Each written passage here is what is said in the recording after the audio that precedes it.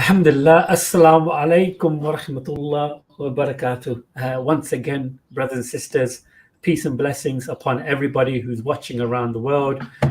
We've got so many people already in the chat and so many likes. I really appreciate that. Also, I just want to mention that this channel is linked with our brother from Yusuf Ismail from the South African Debate Initiative. So guys, please go onto that channel and like and subscribe and hit the notification bell.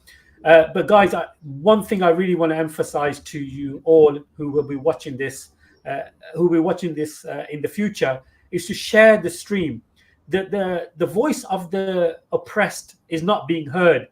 We need to make more awareness of this channel and these streams, because it will help the people, especially the mankind, to unite with each other. It doesn't matter what faith you come from or what religious belief you come from. Justice is justice and truthfulness is truth. And we need to work together, link together and work together for the common goal. I really appreciate that. If you can please share the stream onto your friends, onto social media, so we get more views on this particular topic. So as you can see, we've got brother Yusuf joining us, and I'm going to pass the mic on to our beloved brother Yusuf, all the way in South Africa. Brother Yusuf, go ahead. Well, thank you very much, Brother Muhammad. Assalamu alaikum and shalom alaikum to those out there who are Jewish, and certainly to the good rabbi. Well, on Sunday, we had Professor Norman Finkelstein with us as a guest, joining us both on the COV FF channel as well as the South African Debate Initiative, which I urge you to subscribe. And today we've got another special guest by the name of Rabbi David Feldman. Rabbi may not remember, but both him and I met in 2009 when he was down with Rabbi Yisrael David Weiss of the Neturai Karta in South Africa, in Durban in 2009. And back then, there was an interesting discussion held at the then Islamic Propagation Center, the center of the late Ahmed Deedat, called "Is Israel Set Up for Spiritual Destruction?" Just briefly to those out there, the Neturai Karta, otherwise known as the Guardians of the City, is a religious group that was founded in Jerusalem in 1938. And basically, it's an ultra-Orthodox, authentic Jewish group that essentially advocates that the state of Israel as it exists today, the secular state of Israel, is totally illegitimate, has no religious basis, and in fact, the existence of the so-called secular ethno-state, which euphemistically calls itself a Jewish state, is in fact a rebellion against God, as it did not occur with any kind of divine intervention through any Messiah. Well, joining us from New York City in a lovely park, I believe in New York, is indeed Rabbi David Feldman. Rabbi, I would like to say good evening, but actually it's good afternoon, and shalom alaikum or salamu alaikum to you. Assalamu alaikum. Thank you so much for having me. I appreciate yourself, Yusuf, and Brother Muhammad. And we hope that we can have a nice discussion and basically help the audience overcome this massive propaganda, which is unfortunately driving the minds of so many people in blindness to what is going on. Well, thank you. I mean, we've seen so many things happening, but more particularly since you are in the midst of it, there's been a massive uprising by university students, by campus students, and we are seeing this kind of fascistic behavior from the feds, from the police, from the NYPD. We've seen these attacks on students at the universities. Just yesterday, about 2 or 3 days ago, at the University of Michigan, we had students being attacked with batons, with pepper spray. What's been the role of the Neturai Karta in these protests at Columbia University, and certainly in relation to the kind of hardline Orwellian crackdown that has been implemented by the state, calling these particular groups which are calling for peace as hate groups? First of all, let me do this very small correction. I am presently in New Jersey, and basically, while I'm talking to you, I'm on my way to Princeton University in Princeton, New Jersey, joining a student rally for Palestine now while there's going to be a meeting, administration meeting regarding the demands of the students on the topic of divestment. Yes, we joined many activities outside of Columbia University in New York, many activities inside the encampment of City College of New York, and we joined so many other encampments in Canada and elsewhere. We admire the bravery of the students that stand up, as you mentioned, in this new strong wave, to speak up against what is wrong, to speak up what is right, to speak up for the oppressed. And we say that the bravery of these students should be a lesson for the rest of the world to follow and to stand up to what is right. Unfortunately, this massive intimidation against the students, mainly based on this false accusation of anti-Semitism, saying that whoever speaks against Israel, whoever condemns the crimes of Israel, is in any way anti-Semitic. This is ridiculous. This has no grounds, doesn't make any sense. It's misleading and is dangerous. Because unfortunately... Can I ask you one question on that, Rabbi?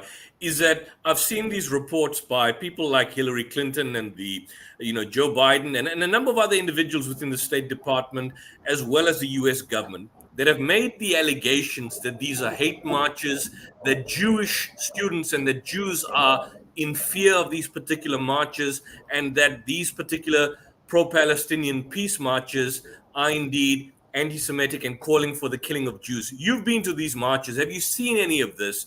And if not, why such propaganda? Okay, I have attended many of these marches with the students in relation to college campuses and in so many other pro-Palestinian demonstrations in New York, in the United States, in the world. And we do this already for decades. None of these activities have anything to do with anti-Semitism. And I always encourage people, and I ask people who approach me, and with this accusation that these activities are anti-Semitic, and I ask them, did you ever stop any of these demonstrators? Try to speak to them and find out what their point is and what they're promulgating for, what they're criticizing, what the whole issue is all about. And the answer is always no. They never approach these people. Now, one of these nice examples is the slogan which is being used from the river to the sea, Palestine should be free. Now, this supposedly is supposed to be like in the vision of pro-Israelis, that this is an anti-Semitic slogan looking for the annihilation of the Jewish people. This is totally false propaganda with no grounds to it. You just stop anyone in these rallies and ask them. All what this slogan is about the freedom of the oppressed people of Palestine. And contrary to some approaches that would be maybe willing to grant some rights to some oppressed people and come up with a two-state solution or whatever it might be, others disagree and demand and insist that all rights have to be restored to all oppressed people, which between me and you makes simple sense. Now, whether the individual agrees to this approach or prefers another approach, that's the choice of the individual. We can debate whether it is in accordance with full justice, but in any case, you cannot blame whoever disagrees as anti-Semitic. All they want total freedom. And I have to say that from the river to the sea, Palestine should be free. In other words, entire occupation should stop, and all Palestine should be restored to the Palestinian indigenous population. In no way means the annihilation of the Jewish people. It's not about the people, it's about the regime, it's about the oppression, it's about the occupation. Jewish people lived in Palestine before the 1920s. Yes, before 1948, there was already problems before the creation of the State of Israel, because Zionist provocations started way before they created the state.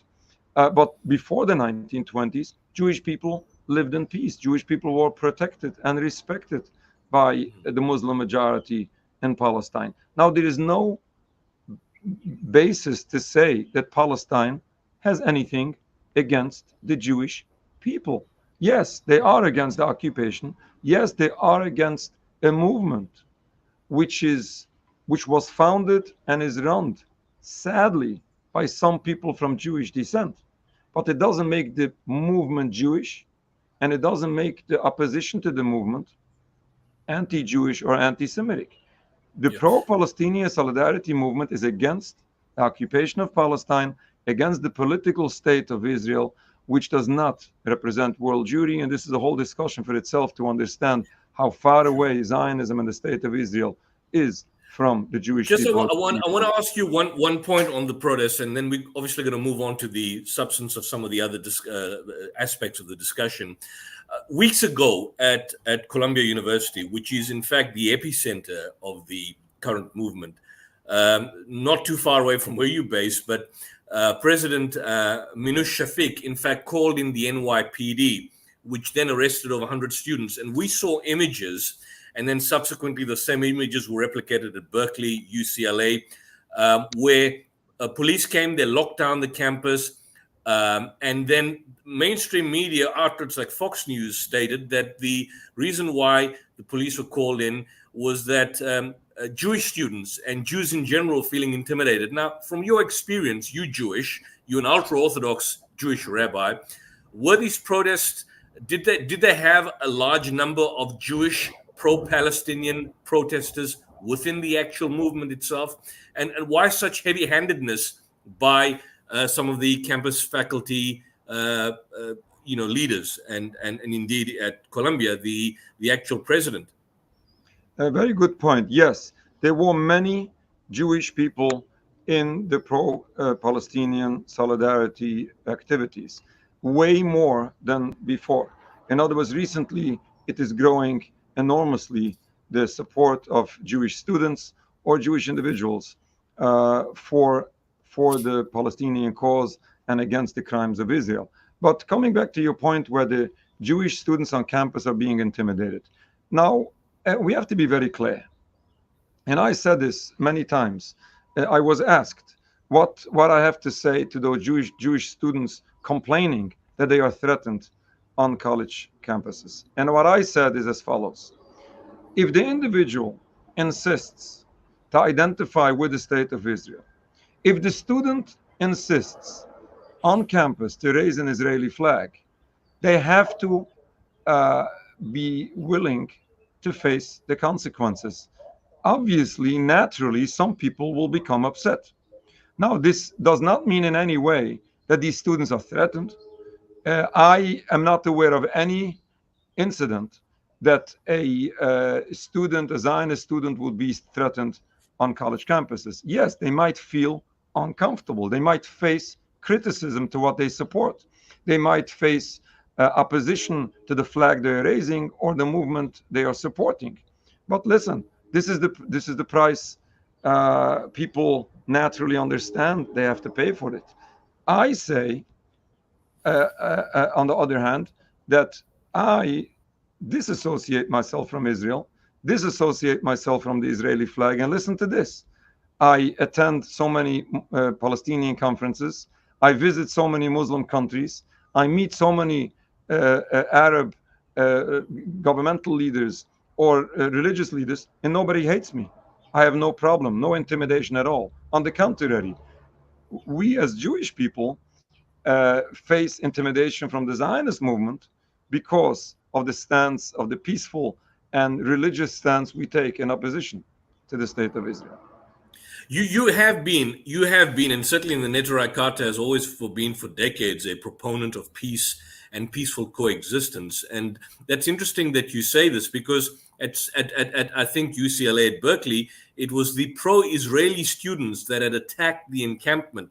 At the University of Michigan just 2 days ago, it was the pro-Israeli students who were given a free hand to attack the Palestinian encampment. And then you had the police called in and pepper spraying the actual protesters, and indeed using batons and assaulting them. So it's very much a kind of an inversion of reality, that the people who are calling for peace and an end to the genocide are being castigated and labeled as actually being haters, when in actual fact it's the opposite. I want to ask you, has the Network Qatar, because your voice is much needed, and when I see people like Dr. Phil McGraw and people like Rabbi Shmuley coming and being the so-called spokespeople for Judaism, it's really an aberration.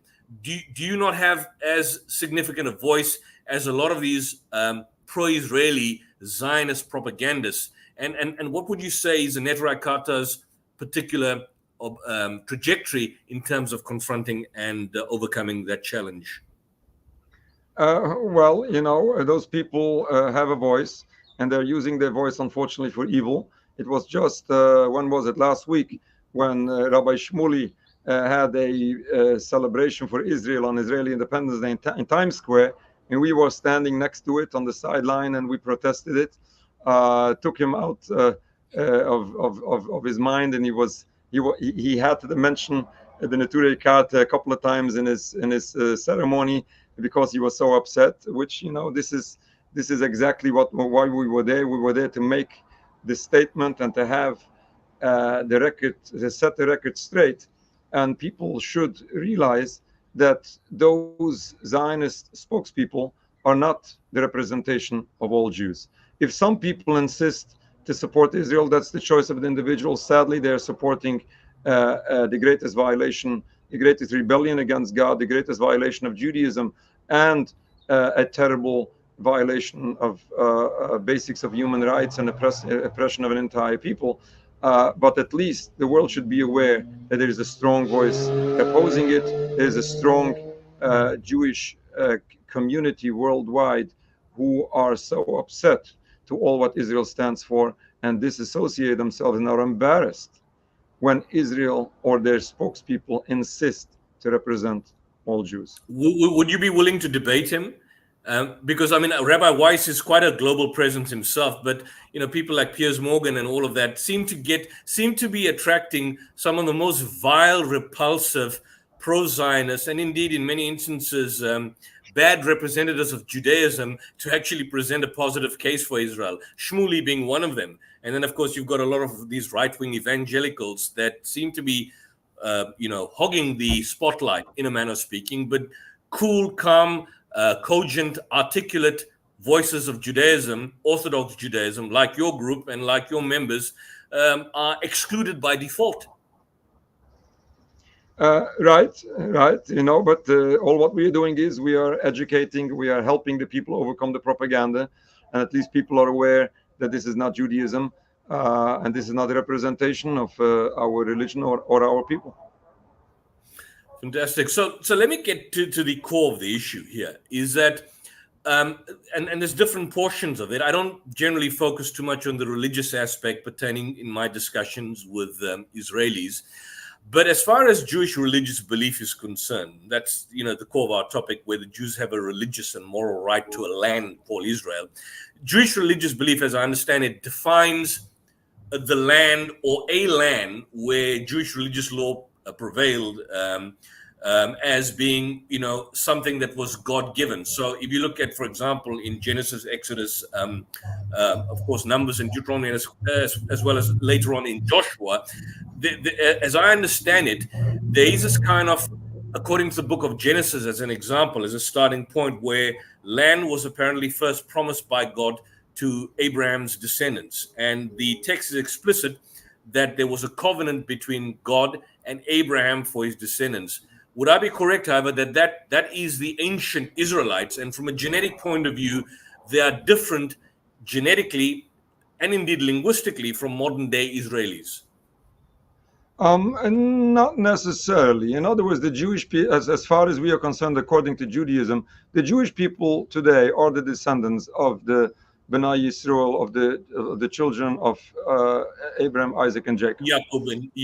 Jacob. But that said, we still have to set the record straight, because just to clarify the issues here, to start, we have to understand, which is very basic, and this has to be like the foundation, the start to any conversation, to any religious conversation here. Judaism and Zionism are not the same. Judaism is a religion, and a religion only, no politics to it, and no nationalism to it, versus Zionism, which is a purely political movement. There is no religion into it, and happens to be, according to the Jewish religion, is forbidden. But in order to be Jewish, we don't have a condition of having a nationalism. Like, for example, I am a Jew by the religion I follow, and at the same time, I'm an American by nationality. Now, there's no contradiction here, because Judaism, all what Judaism stands for is the religion. Now, I can be a citizen of whichever country. I can be an American citizen, I can be a Moroccan citizen, and I can be a Palestinian citizen. It doesn't affect my Jewishness whatsoever. Now, basically, what Zionism has done, it has transformed the basic definition of Judaism from a religion into a nationalism. Now, by doing that, they not only did so much harm to others, but they basically uprooted the essence of all what Judaism is. You would see today, you would find masses of Jewish people, unfortunately the majority of the Jewish people, that would have no connection with Judaism. They wouldn't follow any of the 10 commandments. And who speaks about the 613 commandments that every Jew should follow. And still they strongly believe that they are true Jews following Judaism. Why? Because they're good people and they support the state of Israel. Now, by supporting the nationalism, this is like the new definition of Judaism. And this is a real catastrophe for our religion. But if we go the next step to what you mentioned before about the Promised Land, the Promised Land is a true concept.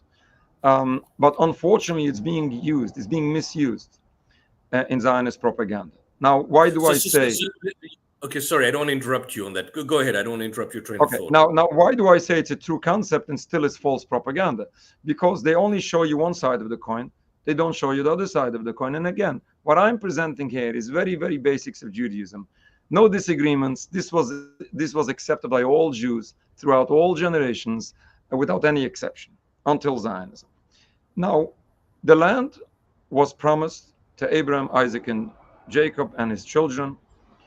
But, and here's the but that nobody speaks about, it was given to the Jewish people on condition.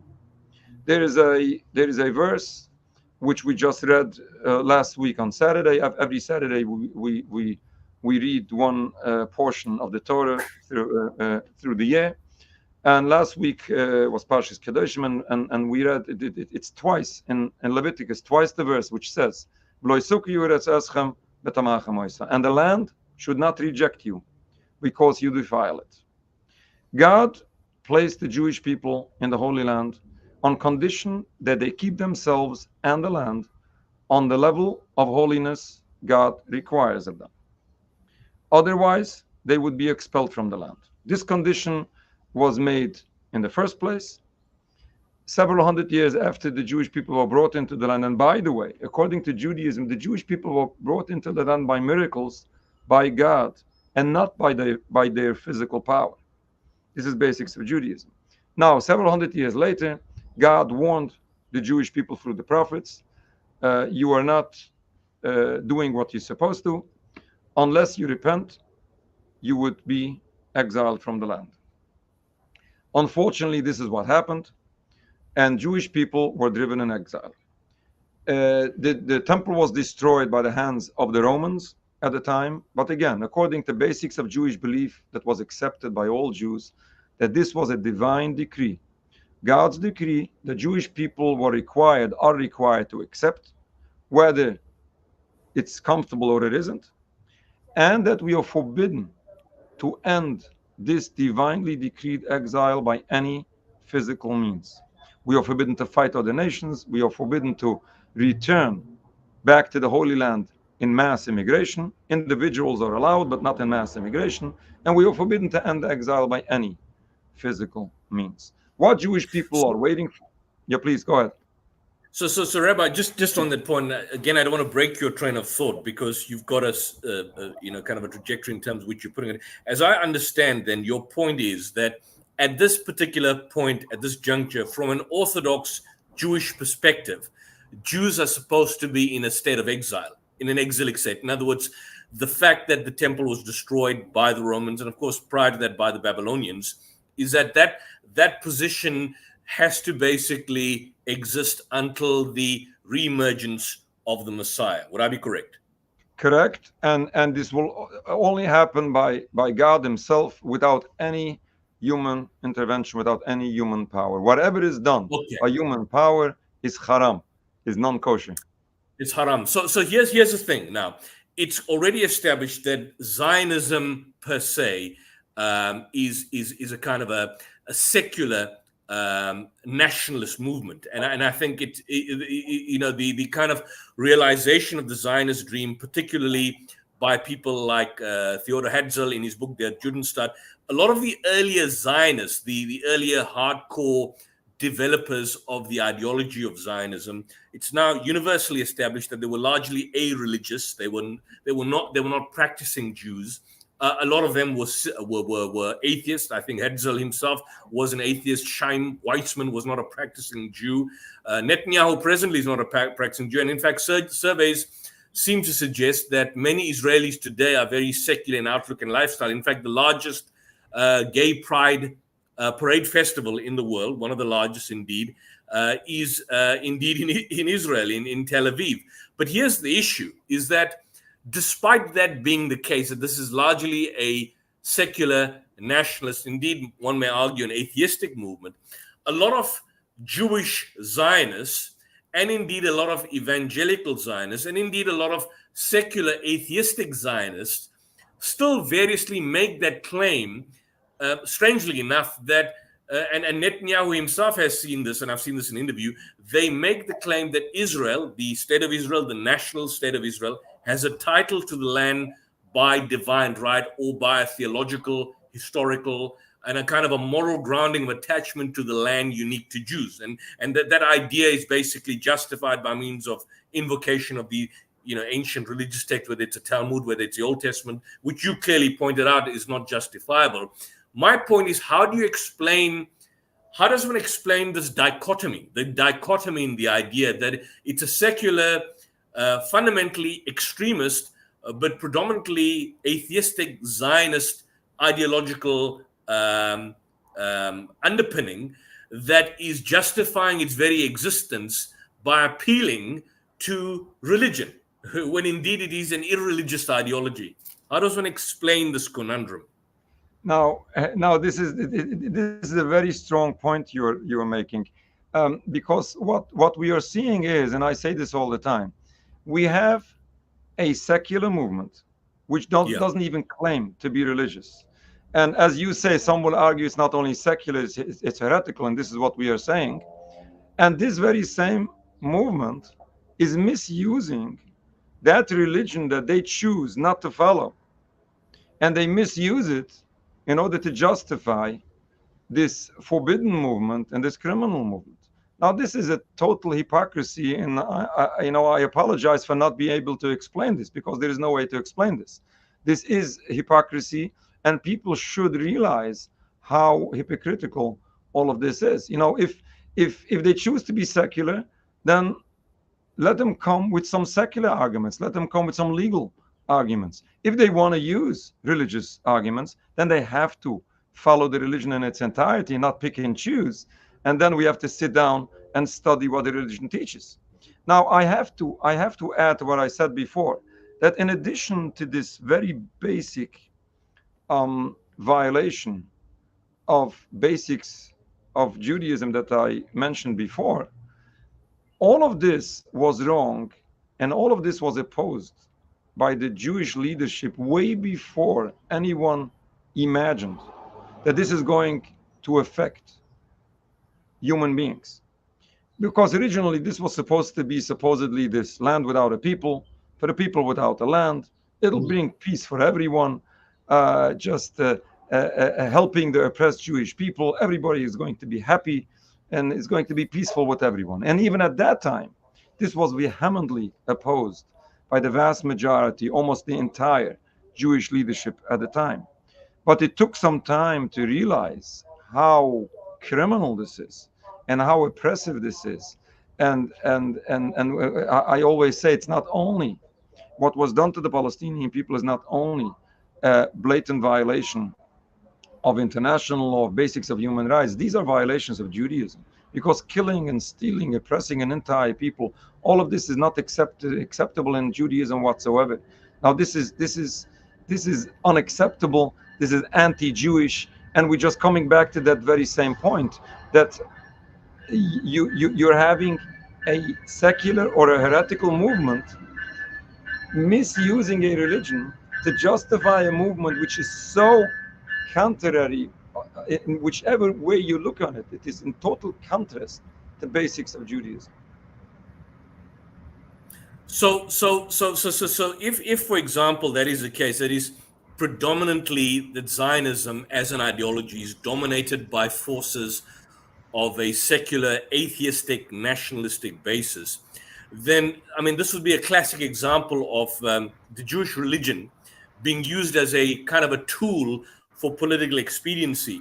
But then what would you then say about the existence or the rise of indeed a Jewish far-right extremist clique, or indeed one would argue a sect? You know, people like, for example, Rabbi Yitzhak Ginsburg.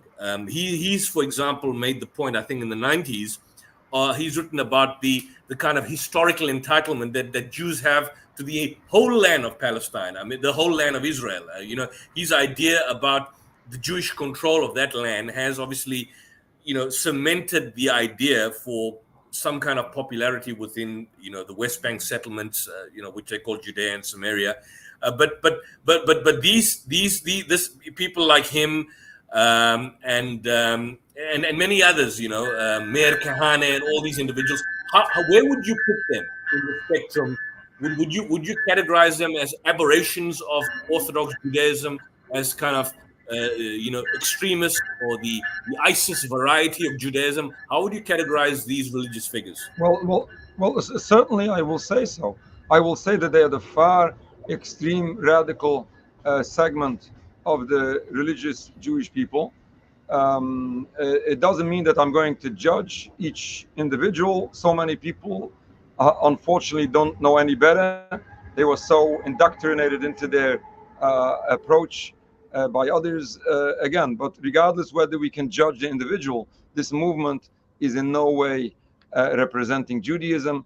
And you know, whoever just looks on what is happening, justifying, like even if they would have some claim to the land, would that mean that everybody standing in their way should be annihilated and exterminated and killing everyone? Now, how in the world can one tolerate that? It doesn't make any sense. And just misusing verses, misusing concepts, misusing text to justify a political movement is not only unjust, it's criminal. Basically, it's criminal not only against the people it's oppressing, it's criminal against the entity they are misrepresenting, because they are misrepresenting the Jewish people and misrepresenting the Jewish religion. This is an embarrassment to our people and a desecration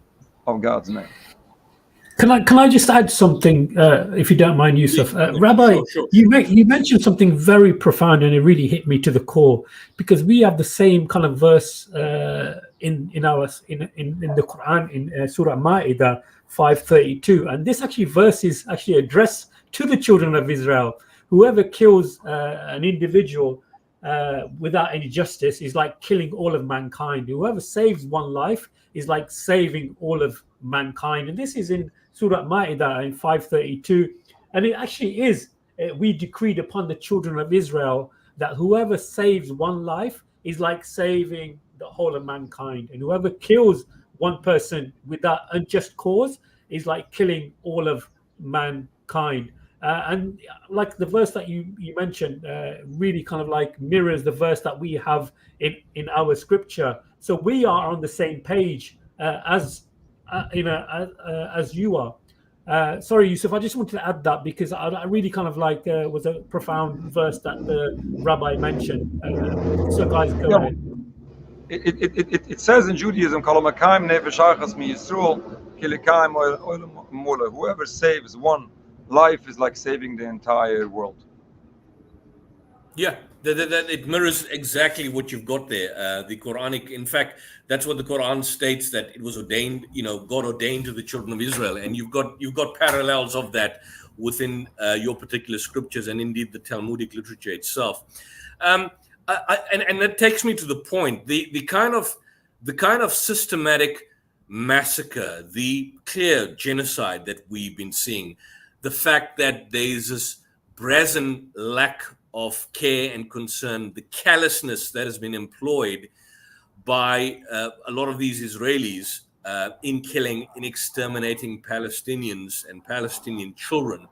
I mean, where does this kind of where does this lack of ethic, this lack of humanity come from? Because it kind of parallels to a large extent what was happening in Nazi Germany. And I mean, some people have even made the argument that some of the earliest Zionist terrorist death squads, like Irgun, like Haganah, the Stern Group, the Stern Gang, all of these were the forerunners to eventually the IDF. A lot of them, in fact, indeed had, to a certain extent, links with Nazi Germany. I think I saw it's Nur Rabbani, one of the writers, or Nur Masalha, made the particular point that a lot of these death squads that were created in the formative years leading up to the eventual bombing into existence of the State of Israel in 1948 had, to a certain extent, links with Nazi Germany. And you see the kind of same behavior that was enacted by Nazi Germany during the eventual Holocaust in the Second World War. That kind of attitude, that behavior, that kind of callous disregard for life, the policy of starvation of an entire population, that seems to be kind of an incarnation of what Nazi Germany did in the Second World War. Ideologically, it seems to me then that Israel is a kind of an illegitimate bastard child of basically the British, and indeed, in terms of its practicalities, it's fulfilling what Nazi Germany did in the Second World War, at least at a very initial level.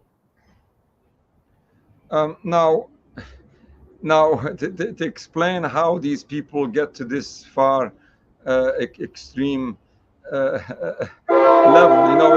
it's a very good question. Basically, what we say is that when people leave God, when people go away from God, unfortunately, they are losing their morals as well. These people dropped God and his religion, and unfortunately, look how far, unfortunately, they went. But I might explain this a bit just for people to understand a little bit what's going on. I'll explain this with a story. I was once on a plane. I was on a plane from London to New York. And I come into the plane and I sit down on my aisle seat, and there is another gentleman sitting at the window seat. I say hello. I sit down. There is an empty seat between us, and I fall asleep. I wake up a couple hours later, and suddenly we end up in a conversation.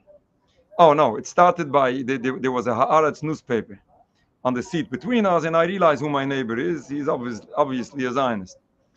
And then we went into a nice conversation. I tried to explain him what we have to say in accordance to Zionism, and how contrary Zionism is to Judaism, how inhumane it is towards the Palestinian people, how criminal and how anti-Jewish it is. And then he goes by saying, regardless whether you are right or wrong, which is an achievement, isn't it? Regardless whether you are right or wrong, I'm never going to give it up. And I told him, I'll explain you. I know exactly where you come from. And what I said is as follows. There's a great difference between me, a religious, observant Jewish person, and you, with all due respect, a secular Jew. Because all what makes me Jewish, all what defines me Jewish, as I explained before, is the practice of my religion. That's all that makes me Jewish, regardless where I live. Versus you, all what makes you Jewish is only your Jewish nationalism. Because you have no connection to the religion. Now, if this Jewish nationalism comes under question mark, then what happens at that point is that your Jewish identity goes under a question mark, which is a true tragedy. And I understand exactly where you come from, because you cannot tolerate to give up your Jewish identity, and you shouldn't. A Jewish person should never give up their Jewish identity. But this tragedy doesn't happen today when we discuss an issue and we come up with some questions that question the national movement you identify with. This tragedy happened 100 years ago when Theodor Herzl came and started the movement of Zionism and transformed, or attempted to transform Judaism from a religion to a nationalism. At that point, they have destroyed the true Jewish identity and replaced it with something criminal and something anti-Jewish. Now, why I'm telling you this story is because sometimes we have to understand where these people come from. Some of these people, and forgive me for saying this, I believe that some of these people are innocent. They don't know any better, and they struggle within themselves with this identity crisis. They have a real problem with their identity. And it's very difficult for people to overcome this, especially non-religious Jewish people. They struggle to overcome this because they're almost left without anything. But again, this doesn't justify anything. And again, I'm not explaining, I'm not answering the question what you asked, how to explain how far these people go, because there is no explanation. Unfortunately, this is evil to the core, and there is no way to justify this other than just raising massive propaganda and to drive people crazy and to have people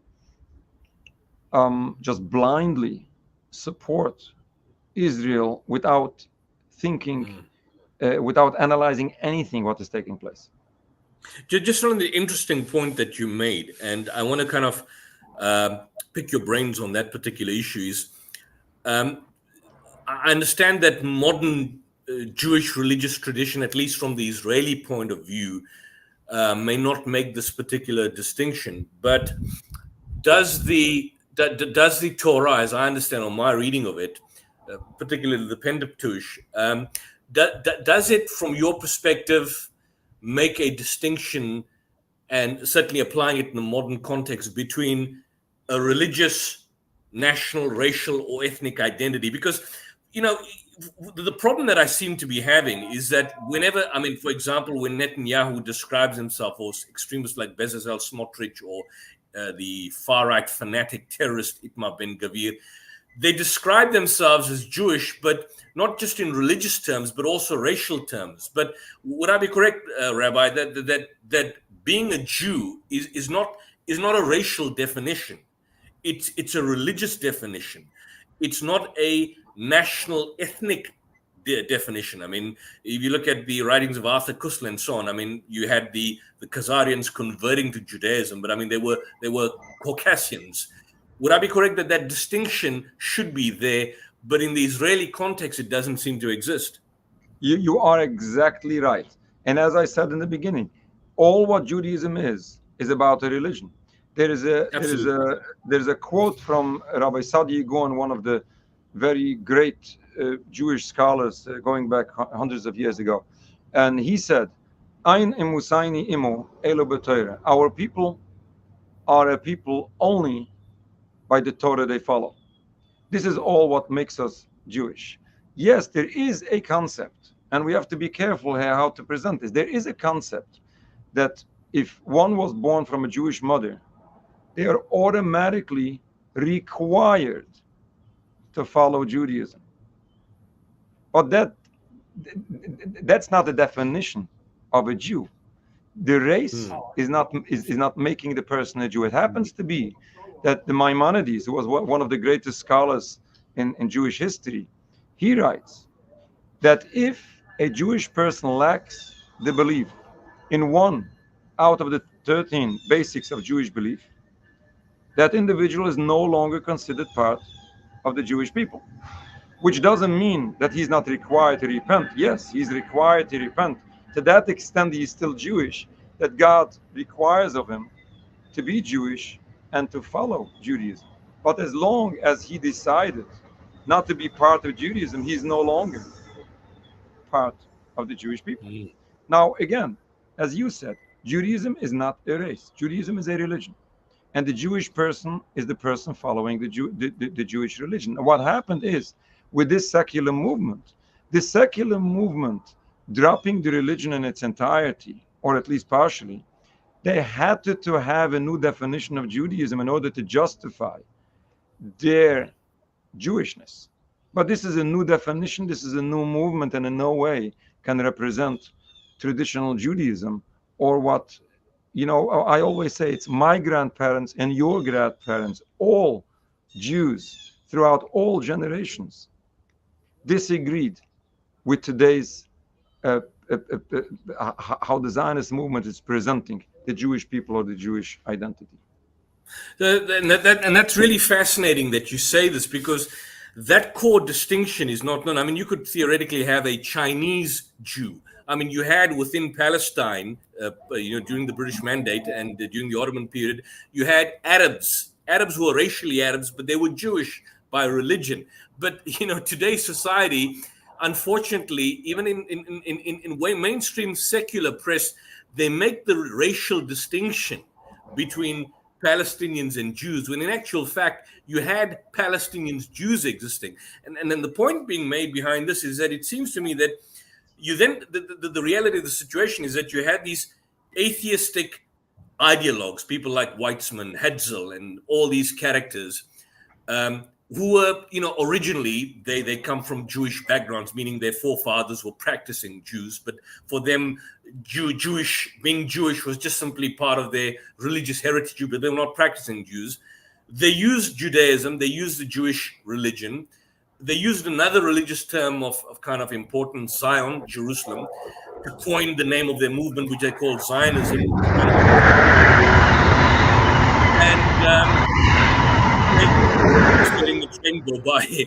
What it appears to me, Rabbi, is that, and tell me if I'm correct, is that they consider the term appropriate for their secular political movement of Zionism, and then in fact appropriating even the Jewish term itself, the Jewish identity, as somehow the other inherently racial, as a basis for creating this kind of settler colonial occupation.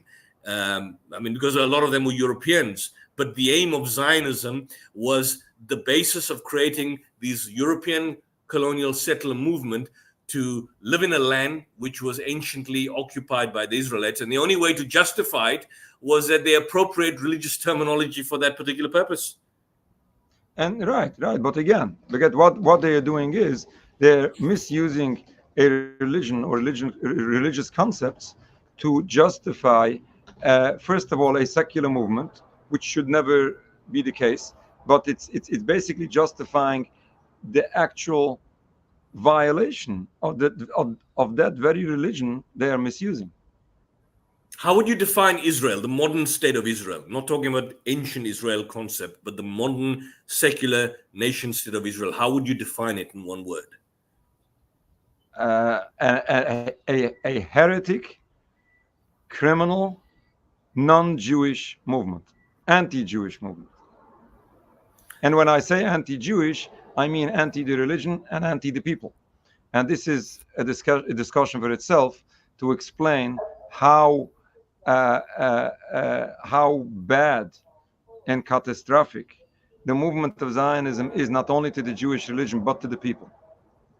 So from a moral point of view, then, in terms of, for example, claiming some degree of legitimacy in terms of land justification, would you then say that someone who is European or American, albeit considering himself or labeling himself Jewish, he may be a practicing Jew or he may not be a practicing Jew, would you say in either situation, would they have a moral claim to a particular land, to land in Israel, or would their very presence in the land of what was Palestine or what they now call Israel, would their very presence in itself from a religious point of view be illegitimate?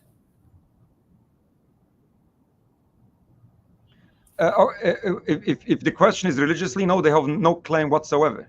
If they want to live in Palestine, as Jewish people did, individual Jewish people lived in Palestine for hundreds of years. If they want to live there, they should take permission from the people living there, from the governments ruling in the land. And if they get the permission, that's fine. And if the people want to immigrate to the United States of America and they take permission from the American government, that's perfect. And if they want to immigrate to Morocco, that's fine, if they get the proper permission. But having a religious claim to the land because they are Jewish, even if they are practicing Jews, and because they are practicing Jews according to that religion they practice, they have no religious claim to it. I think that's one answer, but I think also another point is that what I mean is more particularly as an ethno-state, that has absolutely no religious justification. I mean, even from a moral point of view, it would be illegitimate. Would you agree with me? As an ethno-state ruled by Jews itself, or people who claim to be Jews, albeit they may be atheists or religious for that particular matter, but they would have no moral claim to that. Would I be correct? Well, I'm not sure what you mean by asking a moral claim. Now, you cannot have a moral claim in the sense that firstly, the establishment of that created a refugee crisis and led to the ethnic cleansing of about 900,000 indigenous Palestinians. And of course, the creation of the state was basically illegitimately. We had the UN partition plan, of course, the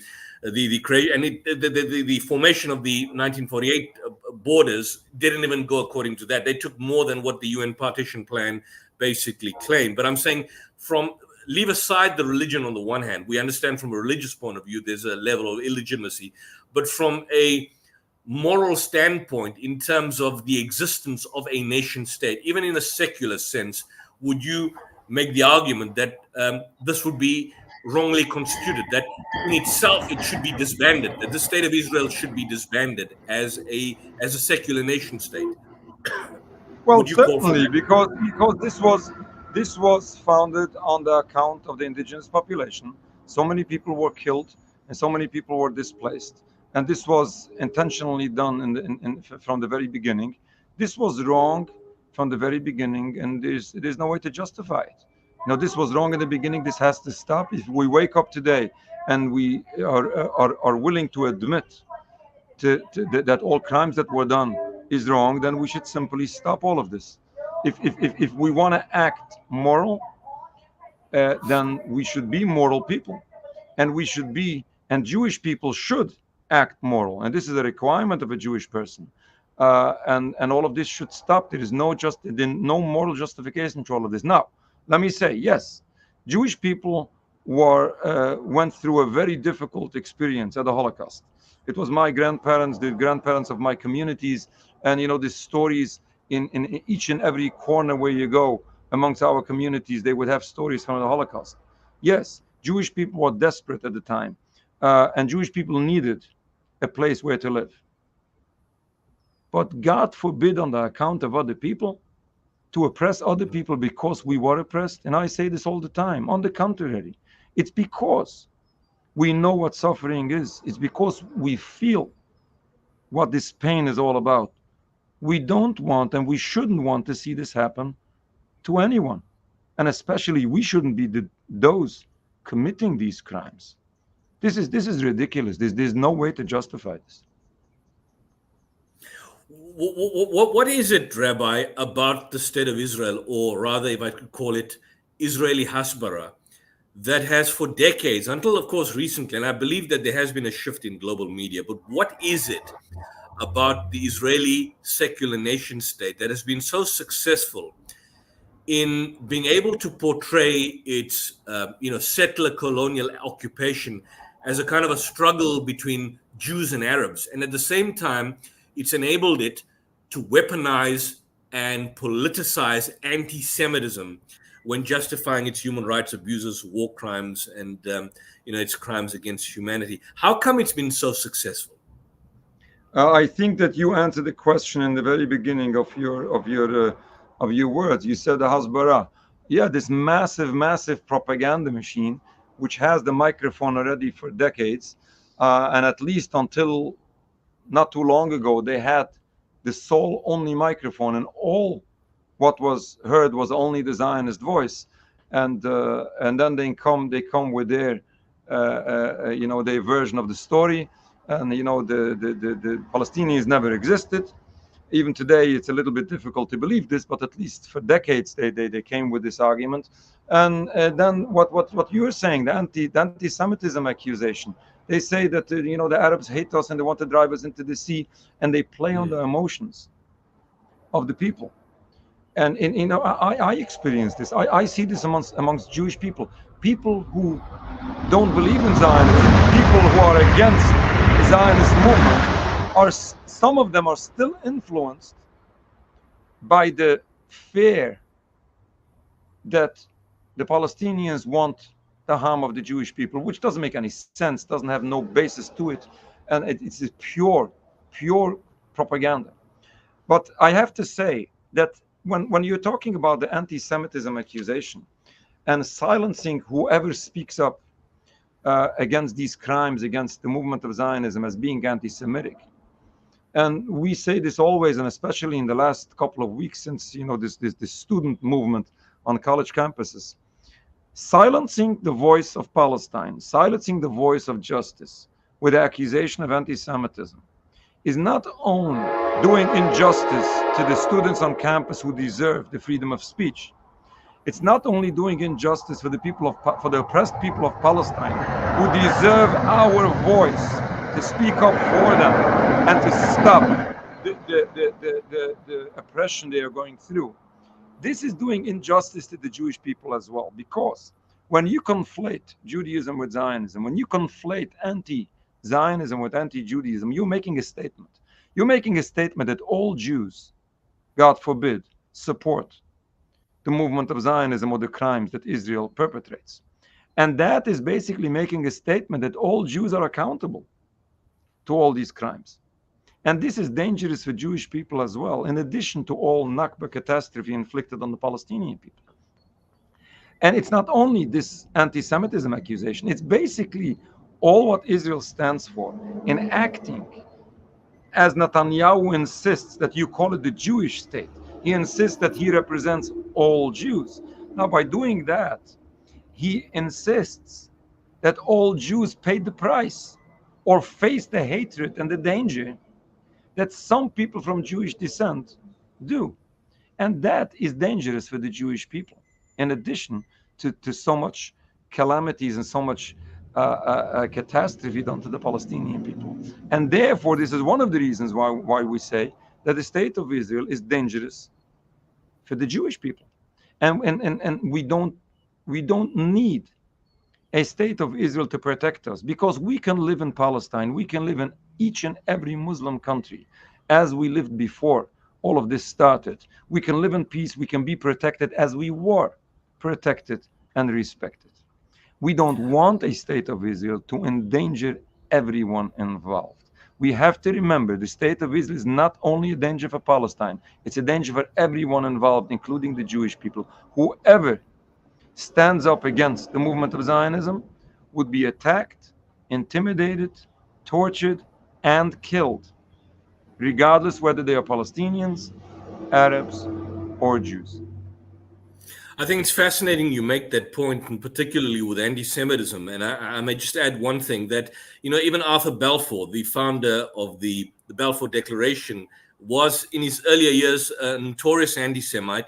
You had that a lot of anti-Semites initially were in favor of the creation of the State of Israel, particularly in Britain, because it would lead to the expulsion of Jews to their own particular land. So in a bizarre kind of way, anti-Semitism mirrors the ideology of Zionism. They play off each other, and that Zionism would not exist without the existence of anti-Semitism. And it's the irony of ironies that Jews were welcomed in Muslim countries prior, and anti-Semitism was essentially a European colonial problem, a problem amongst the Germans, the British. Muslims and Jews always lived side by side. I mean, historically, the the Renaissance of the heights of Jewish Renaissance was in Muslim Spain, and not during the reign of Christianity, as an example. Right. It's important to note that Theodor Herzl, the founder of Zionism, wrote in his diary that he needs anti-Semitism in order to be successful.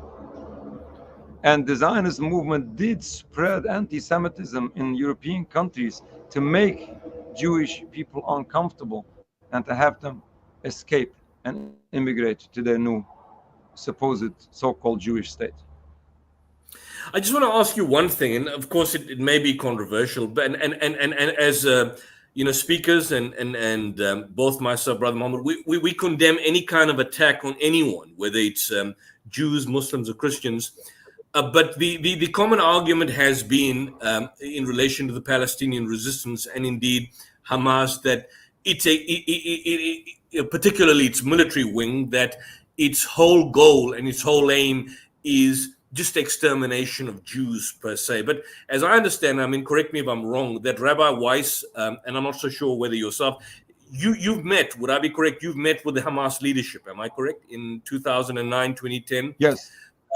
Did you in any way, I believe you met with the leader of Hamas, Ismail Haniyeh, did you in any way find him to be anti-Semitic or anti-Jewish on a personal level?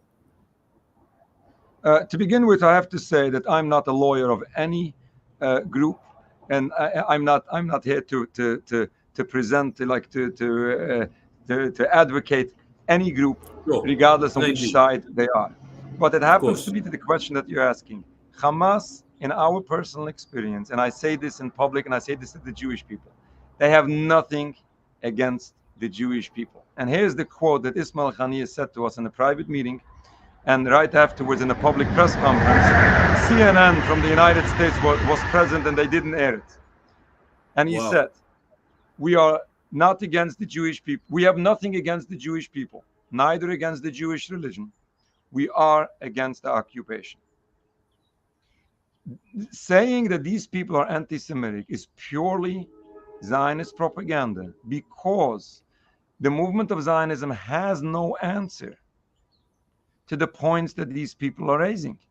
The only answer they have is this false anti-Semitism accusation, to accuse whoever speaks up against Israel, whoever does anything or whoever says anything against Israel, that the only thing they want is against Jews.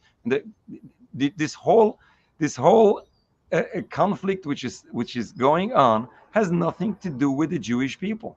On the contrary, if the Zionists insist that they represent all Jews, and they do enough propaganda that people should believe them. Now listen to this. That actually directs people to hate all Jews, because those people originally have nothing against the people, the Jewish people. They are against the crimes being committed by some people from Jewish descent.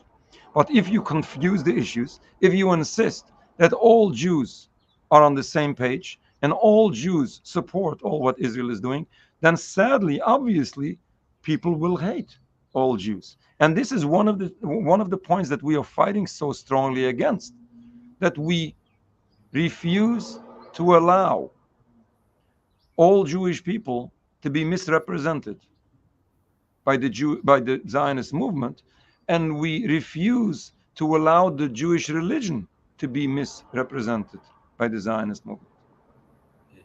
I understand, Rabbi, that your time is limited, and so I'm going to wrap this up. But I just want to ask your comments on the recent arrest warrants that we haven't had time to discuss. But your thoughts on the arrest warrants issued, or at least applied by Karim Khan at the International Criminal Court. Do you think it'll see any kind of fruition? Because in all probability, I mean, the United States has given its indication. Matthew Miller, the spokesperson, Admiral John Kirby, they've all condemned the ICC. It seems that when the ICC or the the International Court of Justice is only applicable to tin pot dictators in Africa. But when it comes to people like Netanyahu, anyone that's an ally of the West, of American imperial power or American imperial ambition, then it's wrong, it's immoral. I mean, the same people who supported the arrest warrant against Vladimir Putin are now making the claim that the ICC has got no jurisdiction on Israel, but it had no jurisdiction on Russia, and yet they supported the claims. So it's this hypocrisy that you see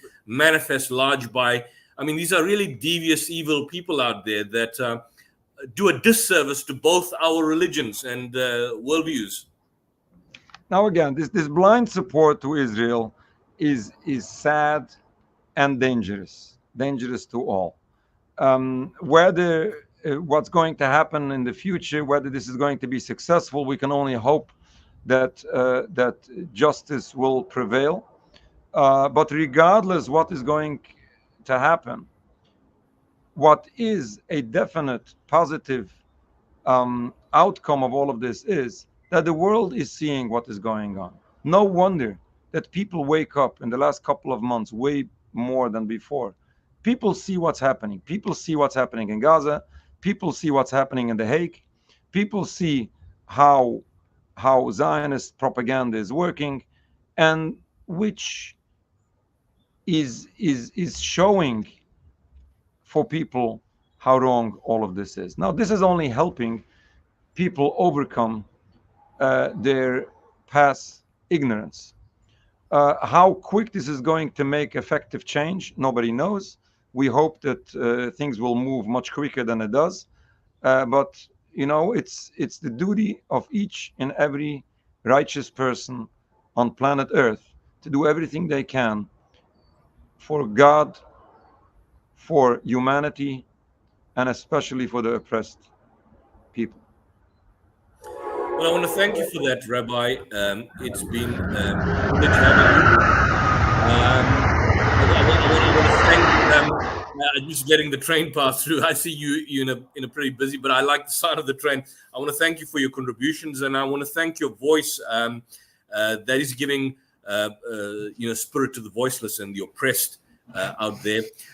Brother Muhammad, any final parting words to the good Rabbi?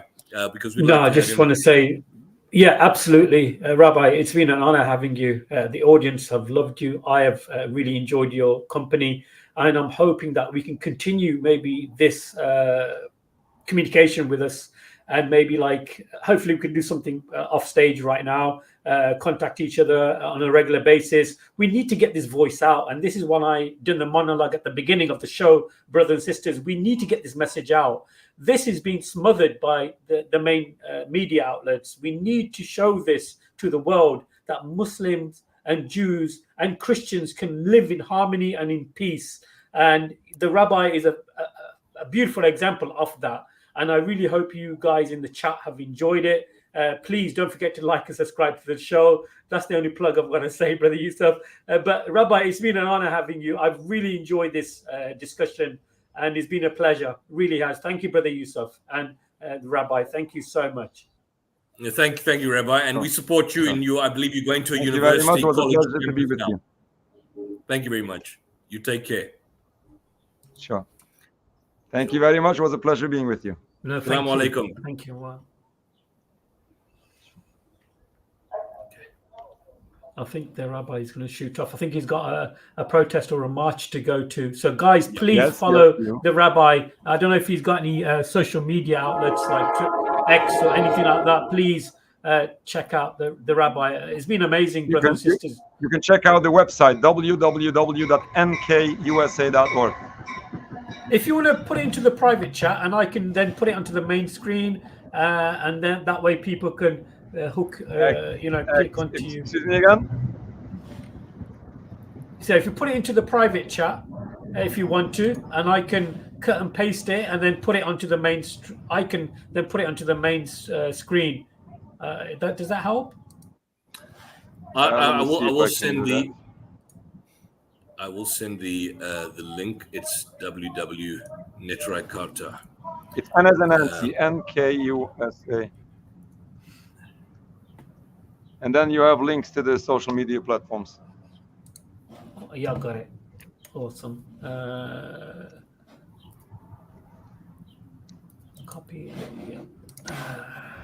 Fantastic. Great. Anyway, thank you, Rabbi. Thank you very much, and you take care. And that's the website to get to for those who are interested in going there. Till then. See you soon. Thank you so much. See you soon. Thank you very much. Sure, bye.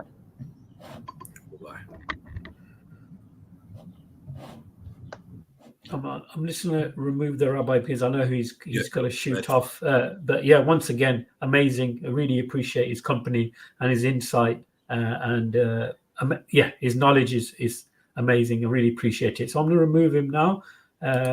But nevertheless, myself and Brother Yusuf are here. We really are calling out to everybody in the chat and everybody who will watch this in the future to like and subscribe to the channels, because I really feel that a certain YouTube channel or network is kind of like stopping this information and kind of blocking it. So we need to portray this. We need to inform the world that, look, the Jewish people are good people and we need to work together, like the rabbi has mentioned.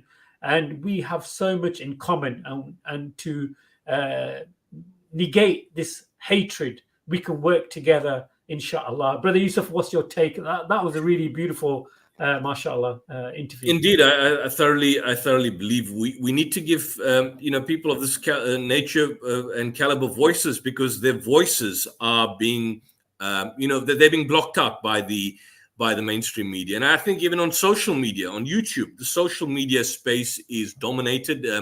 The kind of algorithms dictate what kind of content goes out there. And these kind of conversations are not happening, even, sometimes within our own Muslim communities. Unfortunately, and I see this all the time, and I just saw this strangely enough, I don't want to mention the individual or the channel's name, just a couple of days ago, there's so much of this refutation culture where existing da'is and speakers who may have some sort of disagreement with each other just go out of their way to just want to engage in this culture of refutation, what I call this refutation culture, trying to run down the next individual as opposed to coming together and sorting out our differences. And in the process, then you've got legitimate voices, like in this particular instance, are basically muffled out. I mean, the rabbi should be out there, and we should give people of this caliber a voice to speak out against the oppression and the injustice, and to essentially show that even from an Orthodox Jewish perspective, the state of Israel is an absolute aberration. It is a curse. It is a crime. He called it out there. Those Jewish or Christian Zionists out there, you have an ultra-Orthodox rabbi calling this a criminal state. Absolutely. We have one or two of them in the chat already. He's just. I hope they were listening. I can't see the actual chat or their particular comments, but I mean the reality of the situation is that from a religious point of view, that is from a scriptural point of view, a biblical point of view, Israel has got no right to exist. From a moral point of view, that is looking at it purely from the perspective of the fact that it was formed on the basis of ethnic cleansing and exterminating 900,000 Palestinians, and now obviously reaching a crescendo, not even seen during the first Nakba. It is immoral. And from the perspective of a nation state, from an international humanitarian law perspective, it is violating almost every single law under the sun. So on all those levels, on all those particular categories, you can't justify the existence of the state of Israel. The irony of the situation is that, as the rabbi quite rightly pointed out, it is the atheistic, secular, Zionist ideologues who have absolutely no interest in religion, that don't believe in God, that somehow or the other, at the end of the day, attempt to justify their particular beliefs and existence of the state of Israel on religious grounds, on actual religious grounds. And I just want to make this particular point that may not have been made, is that from the perspective, from the actual perspective of the existence of a Jewish nation state, the Jews itself, or at least the ancient Israelites, were not in actual autonomous control of the state of Israel, at least up until 1948, for more than 5,000 years. For more than 5,000 years. I mean, Palestine has never been under Jewish autonomy for at least 4,000 years. For 4,000 years. I mean, in 1000 BC, if you want to talk about religion, you want to talk about archaeology, from 1000 BC, in the Persians came in about 500 to about 300 BC. You had the Greek period, the Hellenistic and the Hasmonean era, from about 332 to 64 years before the Common Era. That's the so-called birth of Christ. And then during the birth of Christ, who did you have? You had it under Roman rule. And it wasn't just simply Roman rule. You had the early Roman period. You had the late Roman period. You had the Byzantine period. And then you have, of course, the Arab dynasties, with the rise of Islam in the conventional religious sense. So Jews have not been in autonomous control for at least 4,000 years. 4,000 years, up until 1948. And those Jews that eventually took control of this particular land were Europeans, were in many instances what we would call Ashkenazis, meaning they were descendants of Jews who lived in Central or Eastern Europe. And they were from the Caucasus region. They moved and settled in Germany in the Rhineland in about the 10th century. And so essentially you've got a settler colonial occupied state by Europeans.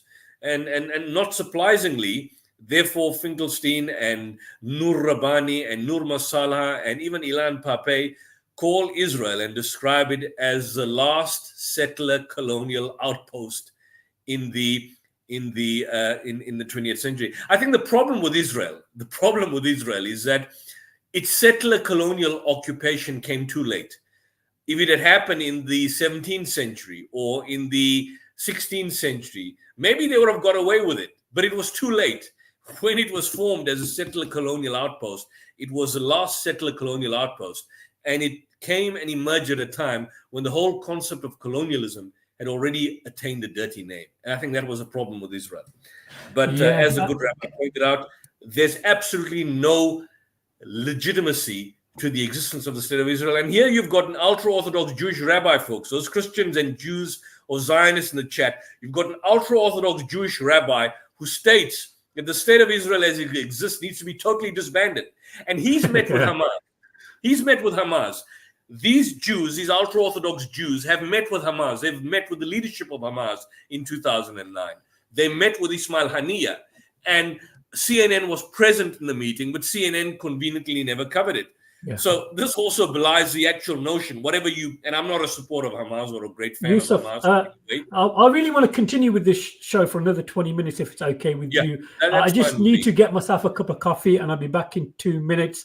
There are some Zionist Christians want to jump on and oppose this type of stream. I don't know how you feel about putting the link out for one or two of them to maybe join and have a discussion.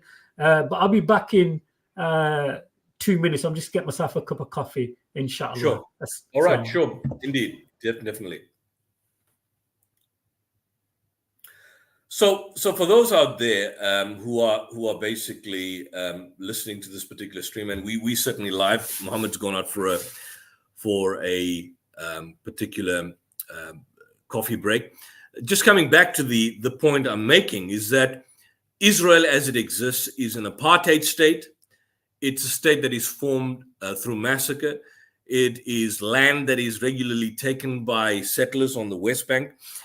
It's an apartheid state. If you look at the existing law of return, if you look at the law of return, any American, any British, any French, any Russian Jew, or person who claims to be Jew, whether he's Jewish in practice or Jewish just simply in name, meaning he's nominally Jewish, his father may be Jewish, they all can get Israeli citizenship. But actual Palestinian refugees, Palestinians who've lived in the land, who've been kicked out of their land, from their land of origin, have no right to basically get into Israel. And if they do, they will be arrested if they essentially enter Israel. So the whole point is, for those out there, is that this idea which the good rabbi mentioned about Zionism is that it began as an atheistic secular movement. It began as a struggle over control over the land of Palestine between the indigenous Palestinian Arab population and the invading Zionists, because the Zionist movement was essentially established as a European political movement. It's a European political movement, a movement by whites, the same white extremists who, in the South African context, kept blacks at the lowest level. This was driven by a racist political ideology to establish an exclusivist ethno-Jewish state in Palestine. And so the realization of this, and if there's Jews and Zionists in the chat, I don't have control of the stream, but if Brother Muhammad is back, we can get you on to make your particular points to defend this bastard illegitimate state. But the reality the link has been pinned. The link is in the chat. I just want to make this point, that this realization of the Zionist dream necessitated the displacement and dispossession of indigenous Palestinian, Arab, Muslims, and Christians who had lived in Palestine for about a millennia and owned 93% of the land. So now you have a situation where Zionist goals, which are aided and abetted by the United States, by Britain, by France, by Germany, and Russia, were accomplished in 1948. But before 1948, where essentially you had these Zionist Jewish terrorist death squads like Irgun, like Stern, like Haganah, that were going out and massacring Palestinians. I mean, Rishi Sunak, those Britishers, you know Rishi Sunak, your waste of space boy, British Prime Minister, couple of months back, I think, he went and stayed at the King David Hotel. Well, the King David Hotel was bombed by Zionist extremists in 1946. So he goes and stays in a hotel where British servicemen and British diplomats and his own British citizens back then were murdered and mass murdered by a terrorist group that became the forerunners of the IDF.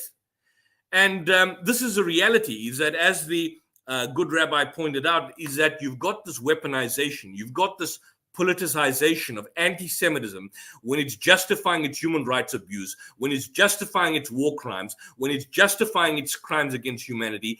And let me put this out here. There is nothing anti-Semitic about condemning Israel's massacres. There's nothing anti-Semitic about the fact that you're speaking out against Palestinian land and property that belong to Palestinians that have been stolen, and they continue being stolen by Israeli settlers from 1948 up until this present day. In fact, who gives you the term to call yourself a Semite?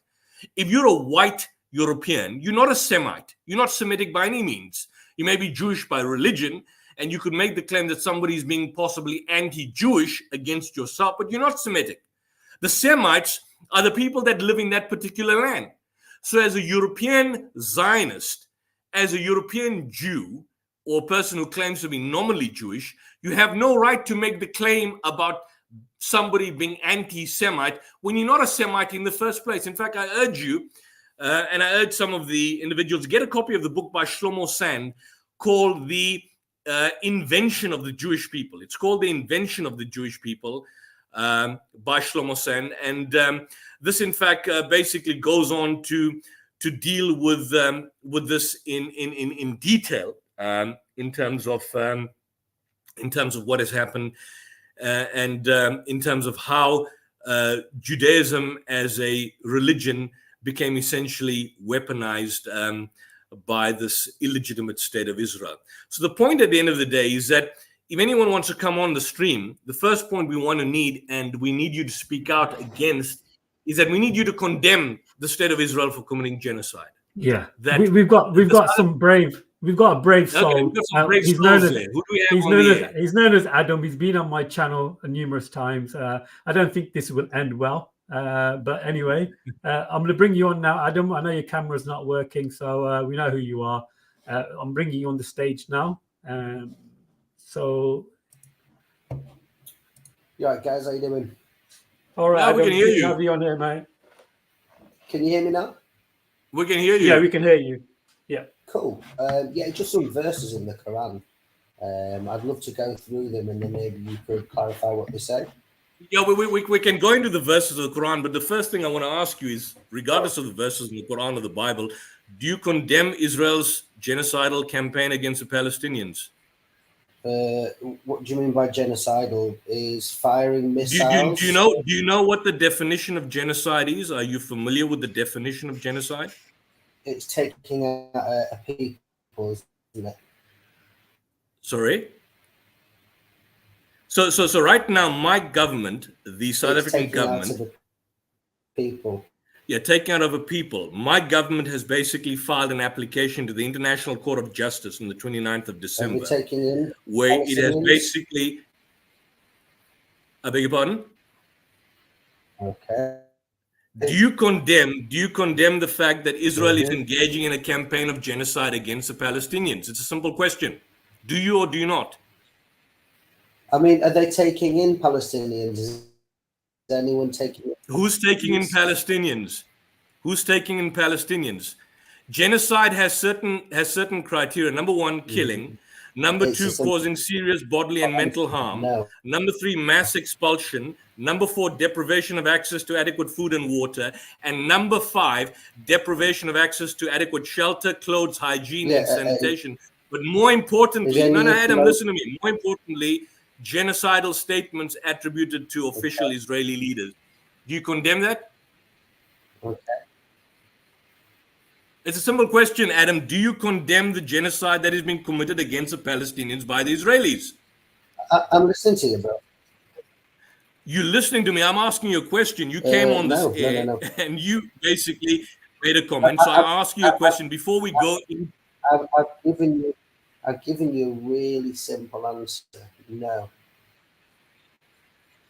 I've said no. I've said. I mean, I don't know if my microphone's working, but I'm saying no. Your microphone is working, but you're eating up. It's like you're eating up your words, Adam. Okay, let me make it simple for you. Let me make it simple for you. Why? On the 28th of October, on the 28th of October, 2023, Prime Minister Netanyahu stated, the so-called Minister Netanyahu. No, listen. He said, "You must remember what Amalek has done to you." And we do remember. And then again, he referred to Amalek on the 3rd of November, 2023. Now, my question is, do you see that as a statement of genocidal intent by Minister Netanyahu? I mean, doesn't Hamas say that their whole government doctrine is to kill every last Jew? No, where does it say that? Can you show me where the Hamas charter says that? Well, you know about that, the Hamas Charter 1987. No. Don't say I know about it, because what you're doing now is whataboutism. I asked you a question. We can deal with Hamas Charter. I asked you a question. Did the Prime Minister state, Adam, hold on. Yes, it does. I edit it Hold on, Adam. You're engaging in whataboutism. I asked you a question, firstly, before we go to your issues. Do you condemn the fact that Israeli officials have communicated a specific intent to commit and persist in committing genocidal acts and failing to prevent them since October 2023? Do you or do you not? And how should they respond to people coming in and murdering people left, right, and centre? And for rocket attacks? By murdering babies? Are you saying that they should murder babies? What do you mean murdering babies? So according to the reports, there's 15,000 children that have been murdered by Israel since October. It's horrible. I think it's horrible. I fully understand that. No, it's not horrible. No, Adam, stop lying to yourself. You know what's horrible? Adam, stop lying to yourself. That's horrible. It's not. Adam. Stop talking. Stop lying to yourself. That it's horrible. Stop lying to yourself. What is horrible is a flood. When people die in a natural disaster, that's horrible. Yusuf, this is mass murder. Yusuf, I know you like the sound of your own voice. I like the sound of mine. Can I hear my own voice for a second? Is that okay with you? I asked you a specific question. Are you willing to condemn the expressions of genocidal intent against the Palestinian people? It's a simple question, and you're not answering the question. How is it genocidal intent when people are casualties of war? According to them, it's a 1-to-1 ratio. According to Hamas, it was 100 to 1, but they've lowered that figure. So is it 100 to 1? So Adam, am I understanding? Youssef. No, I'm trying to understand your position. Are you saying that these are casualties? Listen. Let's just hold ourselves to the same lens. When they have an iron dome over them and people fire multiple rockets, if they don't have an iron dome, is that attacking civilians or is that attacking the army? Take away the iron dome. You're engaging again. What about? No, hold on, Adam. You're engaging in whataboutism. Just be logical here. If you take away the iron dome and you count all the rockets that have been fired, are they aimed at civilians or are they aimed at targets? If you look at the official Hamas, if you look, can you let me answer? If you look at the, you want an answer? Do you want an answer? Or you don't want an answer? I want the truth, mate. People can hear. Do you want an answer or you don't want an answer? Do you want an answer or you don't want an answer? So the Hamas officials have mentioned, firstly, these rockets are not actually rockets. They are basically glorified fireworks in any event. But from the perspective of Hamas, you're laughing like an imbecile. Adam, listen to yourself. Stop embarrassing yourself on this channel. You're laughing like an imbecile. Stop embarrassing yourself. According to Israeli officials, they've made the particular point that the rockets that were fired by Hamas had absolutely no significant military firepower and were easily neutralized. That's not the point. But what moral equivalence is that between, for example, Hamas firing rockets and Israeli? No, can you answer? Can you let me finish the point? Because you asked me a question. What is the moral equivalence between Hamas firing rockets and Israeli soldiers shooting dead Palestinian children, for example, at the Abu Shadia Ghazala school and at the Jabalia refugee camp, and indeed at the Flower massacre, where starving Palestinians were running for food and they were shot dead in cold blood by Israeli soldiers? What's the moral equivalence between the two? Explain that to me. Okay. Can you explain the moral equivalence? Okay. Can you explain the moral equivalence, Adam, between, for example, when the Israeli... Adam, let me finish the point because you asked me a question. Let me finish the point. Give me the answer. No. But cities. Yeah. Which hasn't reached the cities. So there's a moral equivalence. So there's a moral equivalence between Hamas firing. No, hold on. Let me try and understand you. You're saying that there's a moral. You're saying that there's a moral equivalence between Hamas firing rockets against Israel, which is neutralized by the Iron Dome, with Israeli soldiers shooting. Neutralized. No, let me finish the point. Absolutely. Let me finish the point. Adam, your brain is. No, stop talking. Adam. I can talk over you, bro. We're both good at debating. No, Adam, you won't be able to talk over me. This is not your chat. What is the moral equivalence between Hamas firing rockets and Israeli soldiers shooting dead Palestinian children in cold blood? So when people in the Flower massacre, do you support that? Do you support Israeli soldiers shooting dead? I don't support death, bro. So it's the same thing. Okay, it's the same thing. It's the same thing. So will you condemn Israel? I'll condemn Hamas. Will you condemn Israel? Hold on. He's saying that he condemns death, but your God was killed on the cross, and you praise that. So what are you on about, Adam? What are you on about? You thank the fact that your God was killed. And you're saying that you don't kind of like people dying and death. Adam, come on, you've got to deal with this. Adam, explain. I'm trying to. Adam. Okay, Adam. Let's assume that's bad, right? Although the Hamas rockets have been explained to be neutralized by the Iron rockets. No, Adam, stop embarrassing yourself. Adam. Listen to me. Using that word. I'm not embarrassing myself just because you say. No, you are. You are, because you are creating a moral equivalence between. You are saying there's a moral equivalence. Adam, you are saying there's a moral equivalence between rockets which are fired by Hamas, which don't kill any Israelis, to Israeli soldiers shooting dead Palestinian children in their heads. Okay. So they're not trying to kill. Hold on a second. So Adam, when Palestinian children are being shot by Israeli soldiers, are they not trying to kill them? When Palestinian What children are happened on being the shot 7th? dead by Israeli soldiers, 7th of is that by October. accident or is What that by happened on deliberate the 7th? intent? What happened on the 7th? Adam, What happened on the 7th of when October? Palestine, okay, you I want to can know say what you want to Youssef go in? louder. Okay, you want an answer to Youssef, that? You want an Youssef. answer in terms of what happened, Yeah. Adam? Should we go to the Quran? Adam. I tell you what, Adam. Yeah, we I do love- one question. We do one question. You posed a question to Yusuf right now about October the 7th. Now have the decency and the respect that you claim that you have. Let Yusuf answer the question. So Yusuf, the question was regarding October the 7th. Please. Adam, are you listening to yourself, Adam? You asked a question about October 7th, right? Did you ask that question? You asked me what happened on October 7th. You don't know what happened on October. So I'm now giving you an answer in terms of what happened on October 7th, right? Adam, are you there? Yes, talk. Adam, are you there? Are you there, Adam? Can you hear me? Do you want an answer in terms of what happened on October 7th? I would love an answer, please. Okay. Are you willing to listen? Are you willing to listen?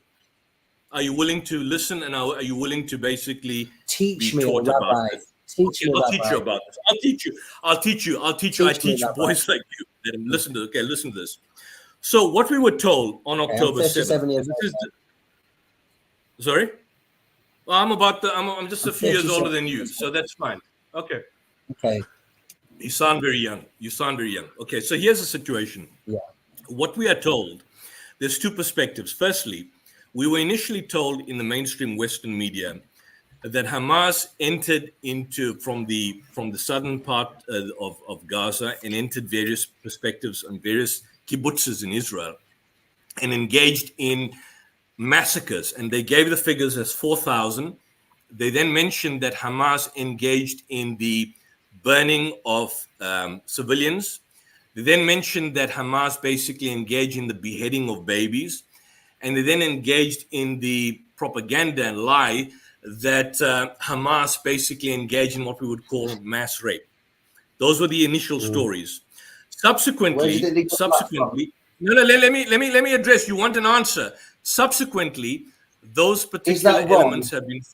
That is wrong. Well, of course, if that happens, I'm giving Adam. According to Allah's word, is that wrong?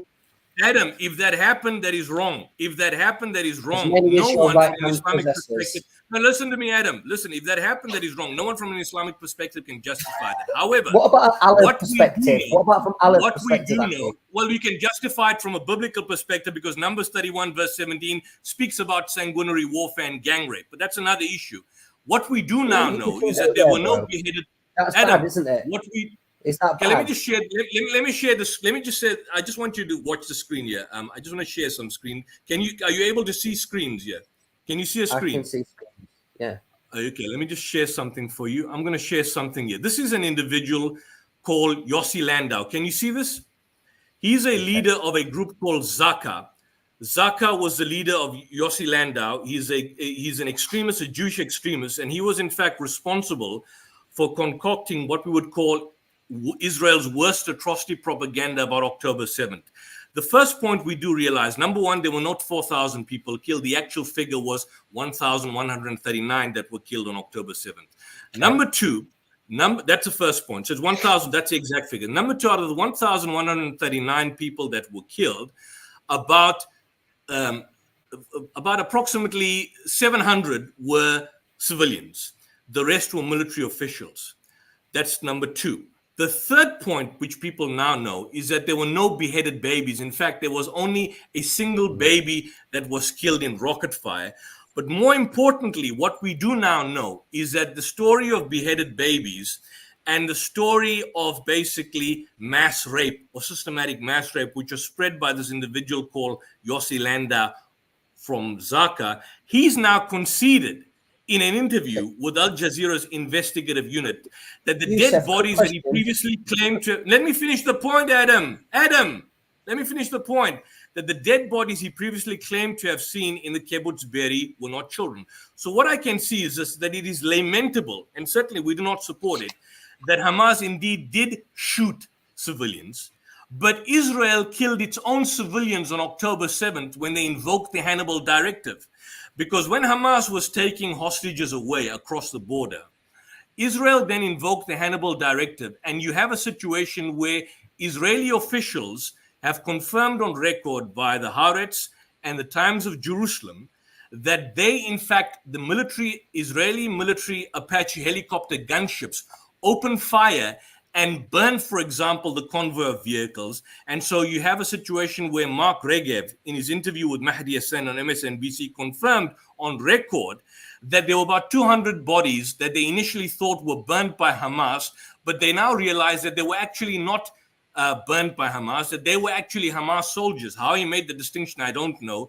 But he confirmed on record in an interview with Mahdi Hassan, and this is Mark Regev, who is the official spokesman for the State of Israel, confirming on record, which was confirmed by the Haaretz and the Times of Jerusalem, that Israeli Apache helicopter gunships opened rocket fire, not in crossfire, but unilaterally, invoking the Hannibal Directive on both the hostages that were being taken away, as well as by Hamas operatives, and engage in a mass burning.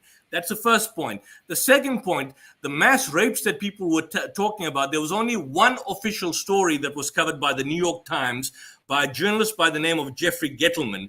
And he wrote it in an article called Screams Without Violence. And he spoke about an individual called Gal Abdush, a woman that was allegedly raped.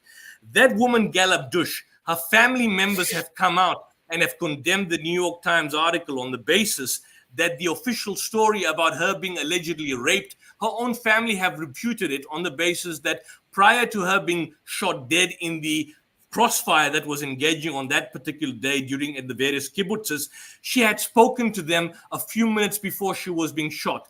Even her own husband or her partner confirmed that she was not raped. So what you see here is that there is a series, indeed, Hamas killed civilians, they shot dead civilians, that we do not support. But what we do have is a situation is that where there's a series of atrocity propaganda, is some of Israel's worst atrocity propaganda was invented by an individual by the name of Zaka, for a chap called Yossi Landau. These are individuals that they confirmed on record. Let me finish the point, then you can speak. He confirmed on record again and again that the very justification of Israel's brutal and military assault on particularly the refugees in Palestine was based on atrocity propaganda. For example, the lie that 40 babies had been executed by Hamas. Biden lied about seeing photos of beheaded Israeli children. We know that that's a fabrication. There were no beheaded children, in fact, shown. And in fact, the White House confirmed on Wednesday evening, the evening after Biden made the claim that he had seen photos, that there were actually no photos of dead babies. So what you see on October 7th is that certainly there was the Operation Al-Aqsa flood, hostages were taken away, certainly Israeli civilians were shot, but not of the scale and the caliber of the atrocity propaganda, which speaks about beheaded babies, which was false, which spoke about Hamas burning civilians, which was false, because Israel burnt their own civilians, as well as Hamas operatives invoking the Hannibal Directive. And of course, that there was no mass rape. In fact, there hasn't been a systematic or a single forensic evidence of any kind of mass rape that occurred on October 7th. There was only one article that the New York Times came up with, which was the allegation of the rape victim called Gal Abdush. And there's an interesting article debunking Screams Before Silence, which was based on the New York Times article, Sheryl Sandberg's 7th of October mass rape film. So coming back to the point, that what happened on October 7th is very different from what you may basically be given to believe, or alternatively, what you've been brainwashed to believe to justify the slaughter of the Palestinians. But even on the assumption, let's assume the worst case scenario. Let's assume the worst case scenario that it did basically happen, which it didn't. What gives Israel the right to shoot dead Palestinian children in cold blood and men and women? Can you explain that? Now I've spoken, I'm asking you. I'm giving you an answer to your question. So Adam, how do you justify Israeli soldiers shooting Palestinian children in cold blood? No, I just you have the audacity to come on this forum and ask me about the Quran when you don't have the decency or the moral proclivity to condemn mass murder. You're a shameless individual. So Adam, you asked a question. Adam, Yeah, 1 second. Yeah. Look, Adam, you asked a question, and Yusuf answered for about 5 to 6 minutes. He answered it. Adam, He gave you sources. Okay, Adam, 5 you or need to 6 listen, minutes. Cool. mate. I'll take 5 or 6 minutes. Okay, but now is his chance now to ask you a question, and you'll have Bro, the same let me time talk. to. Let me No, it's talk. not your Adam. This is It's not your no. show Hold for on, you hold to on talk. a second, Adam. This is not your Adam. Listen to me. This is not you come on this program, and we've asked you to go and condemn Israeli genocide. You haven't had the decency in all this time that you've been on this forum for the past couple of minutes to have the moral proclivity to come out and condemn and state, as I've stated, because I've spoken out against Hamas where they've targeted civilians. You haven't had the moral proclivity to state that where Israeli state officials have communicated a specific intent to commit and persisting in committing genocidal acts and have articulated that, you haven't had the decency to condemn it. What does that say about you as an individual? Now I'm asking you again the question, are you willing to condemn the Israeli Minister of Defense, the Prime Minister of Israel, the President of Israel, when they make no distinction between the Palestinian civilian population and indeed Israeli soldiers? Are you willing to speak out against that? How can they make a distinction when people don't wear uniforms? When the children in primary school, let me talk now, please. Yeah. Thank you for listening. I try not to interrupt. I know I struggle sometimes. How it's quite difficult to make distinction between civilians and the army when there's no uniform, when they have no military bases, when they use tunnels underneath the ground, and the child population in Palestine is extremely high. So in war, we have casualties of war, and what you must understand is that you'll never look into the eyes of someone God doesn't love. We pray for people on both sides. I'm Christian. Yeah, it's as simple as that. No, but you have a duplicitous standard. It's fine. Adam, you've got a duplicitous double standard when it comes to Israel. Listen, this is the problem. Stop using big words and let me talk. You do, bro. No, it's not a question of using big words. You have a duplicitous double standard when it comes to the state of Israel. Said, why are you condemning mass murder and you using it double to standard is a big word, guys. What?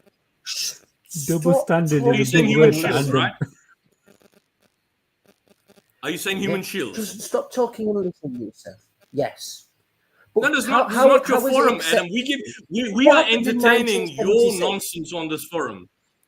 Yusuf, why don't you come on my channel? You can debate one of my friends of 5 years who was there on the ground because he's a special force agent. He was there on the ground. Well, bring him on. We can have a formal Why debate with him. Why don't you come on my channel? Why don't you come on my channel and you can have a formal debate with him? Because he was there. We can set up a formal debate. But I mean, you raised a point, right? Hold on. Don't run away, Adam. Don't run. Don't run away, Adam. Bro. I'm not. Okay, so you raised the point. Okay, so I'll let you talk. No, listen. Listen, I've not finished talking. Thank you. I've sent my email. We're going to set up a formal debate with my friend. Yeah. Okay, that's fine. But I want to deal with the issue you raised right now. Can I deal with it? 5 minutes, 5 minutes. No, don't run away, Adam. Now, don't run away. Don't run away right now. Adam, are you there? I want to talk. I haven't finished. Okay, so you asked a question about not being able to make a distinction between. You raised a point. But I just want to. I'll give you the time. I just want to just clarify one thing. You raised a point now. No, Adam, you raised a point about. No, I haven't finished talking. Okay, but I just want to clarify. I just want to clarify. Just a snap. I just want to clarify one point. No, I don't need to talk. No, you haven't. You're not. I want to clarify now. I'll let you talk. I promise you. I'll let you talk. I'll let you talk. Okay, go ahead. Go ahead. No, I haven't finished talking. Okay, go ahead. Have I? Okay, go ahead. No, but I just wanted to talk. No. Then talk, Adam. We're giving you an opportunity. Go ahead and talk. Oh, man. Talk. Go ahead and talk. We're letting you talk. You talk more than I do. No. You said that 15 minutes ago. Thank you so much. Okay, talk. Ask the question. You have all the nations coming around Israel using the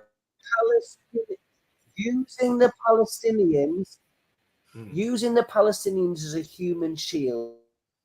Iran funding proxy wars all over.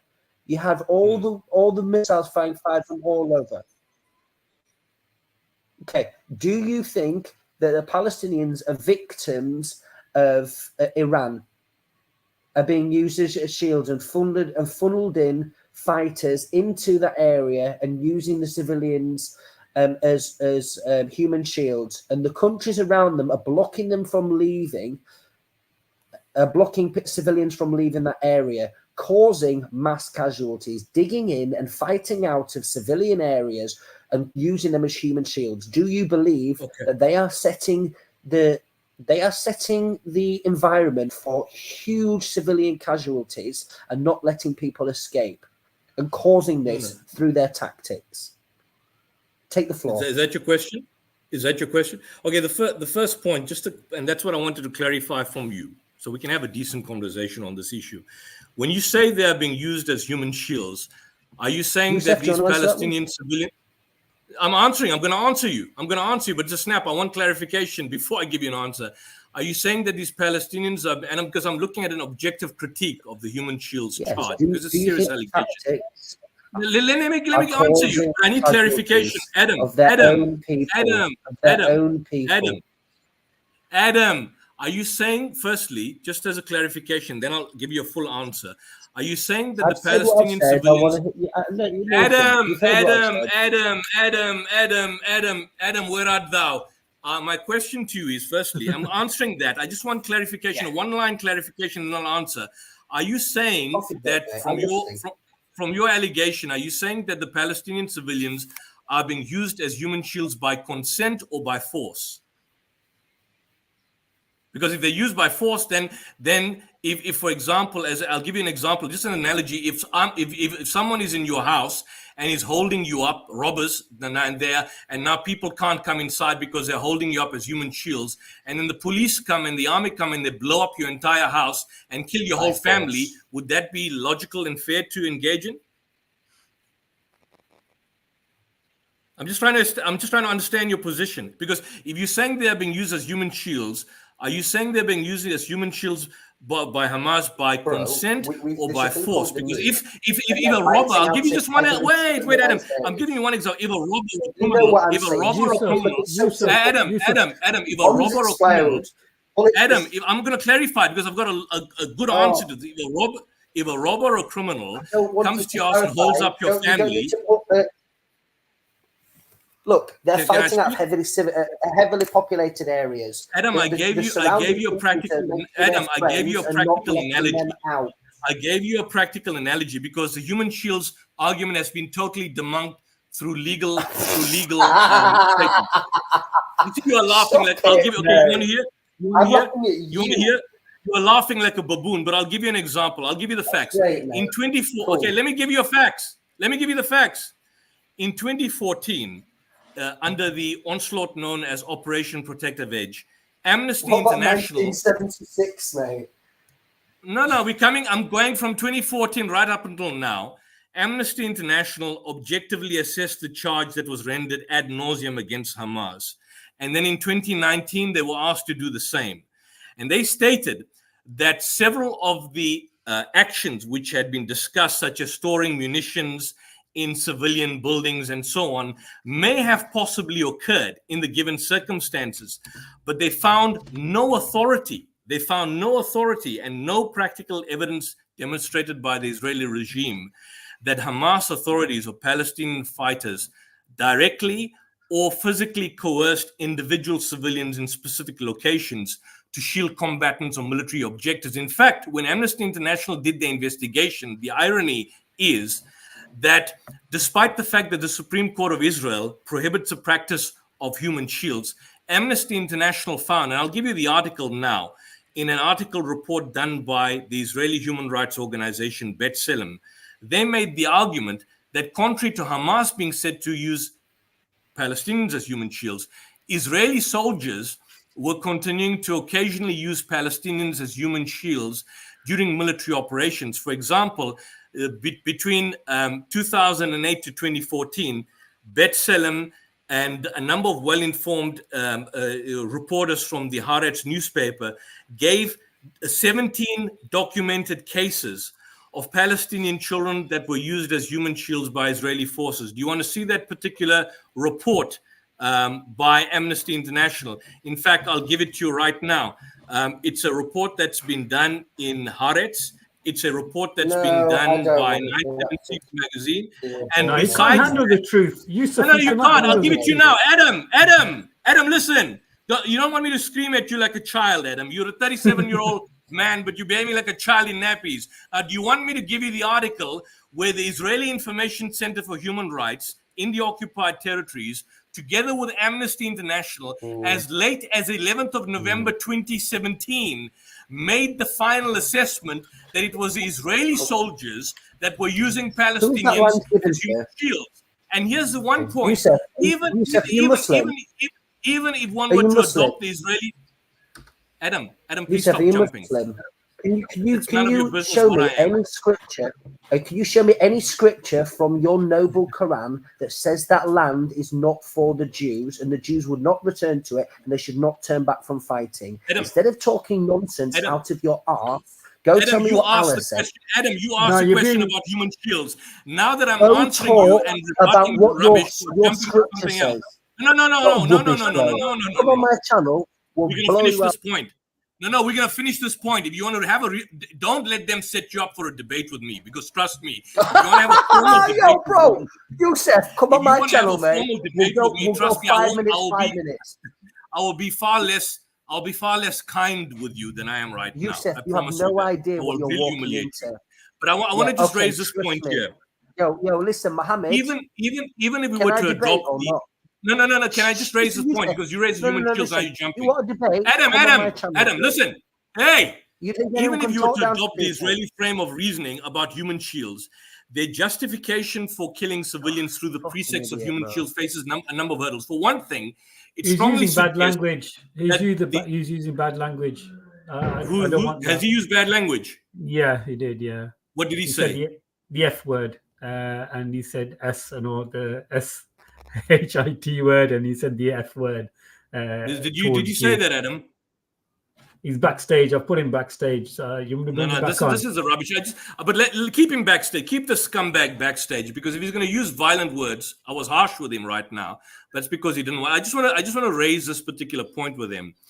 You see, what this character Adam, and this is how they behave. This is how these Israeli scumbag, pro-Zionist scumbags behave. And I'm calling him a scumbag. It's not an abusive word, but I'm using it as a fact, because no person with any kind of moral decency will support mass murdering children, which Adam has done.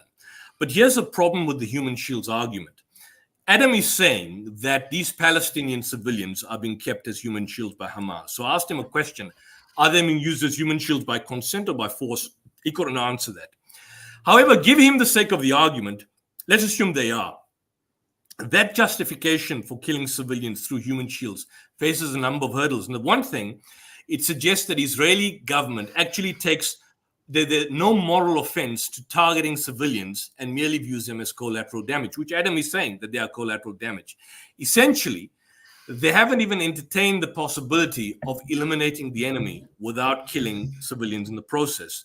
So the human shields argument is fundamentally flawed, because it fallaciously assumes a kind of asymmetry of power, and I hope Adam is listening, between the so-called belligerent sides. So if you, for example, look at it from an objective term, the Israeli side enjoys military and strategic superiority, but it also uses its absolute firepower to totally bombard and destroy civilian areas and neighborhoods in Gaza indiscriminately. So, for example, when they bomb schools, when they bomb hospitals, and they kill people, they know they're going to kill people.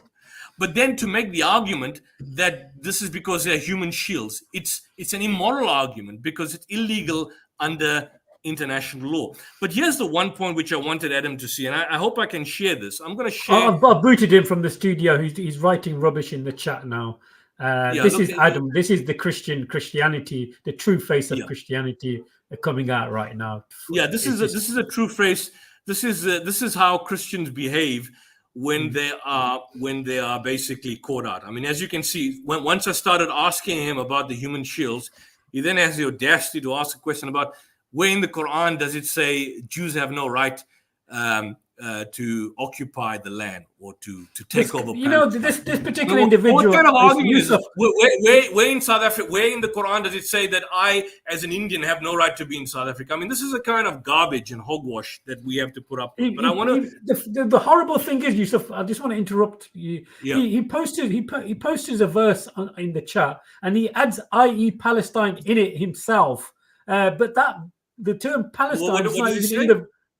Regarding Surah Ma'idah 21, and then if you go to verse 21, the term Palestine is not even in there. So this particular individual has put Palestine. He wrote it himself in the verse, trying to make it out that it's actually in the Quran. It's not in the Quran. So Adam, you really are such a. I mean, you know, these guys are clowns. Maybe I was a bit harsh on him, but I could be more. No, harsh. You're perfect.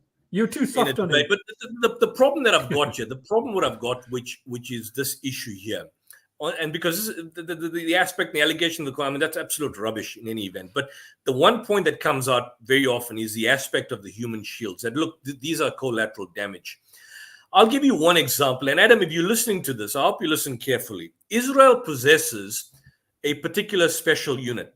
That special unit is known as the Sayeret Matkal. In other words, they've got the ability to particularly launch a special operation to save hostages from the tunnel that they are confined to. But the problem is that Israel is not doing that. They're engaging in untoward aerial and ground shelling operations that have indiscriminately killed people in Gaza. You know, there's carpet bombing that has basically taken place. The reality of the situation is that it's not the Hamas that are using Palestinians as human shields. It's Israel that is using Palestinians as human shields. For example, in the West Bank, when you see these raids that are taking place in Jenin or the Jenin refugee camp in the West Bank, what these Israeli swines do is that they take these Palestinians and then they carry them with them in the operations. And then they put them in front of them. So if they enter a suspect's home, in order to avert military firepower or resistance or legitimate shooting back by the Palestinians who live in their own homes and want to defend themselves, they ensure that the Palestinian that they've kidnapped as a hostage is shot dead first. Now, that's a direct, forcible usage of Palestinian civilians as human shields. And this has been done by Israel. It's not been done by Hamas in any way, shape, or form. In fact, Amnesty International made the point that there was no systematic evidence whatsoever that the Hamas was using them. And I mean, even if we were to take this argument from Adam's point of view, right? Let's assume you've got a violent shooter that goes to, I don't know if Adam's got a family, but let's assume there's a violent shooter. Adam's not at home. A violent shooter comes and they enter Adam's house and they barricade themselves in the house.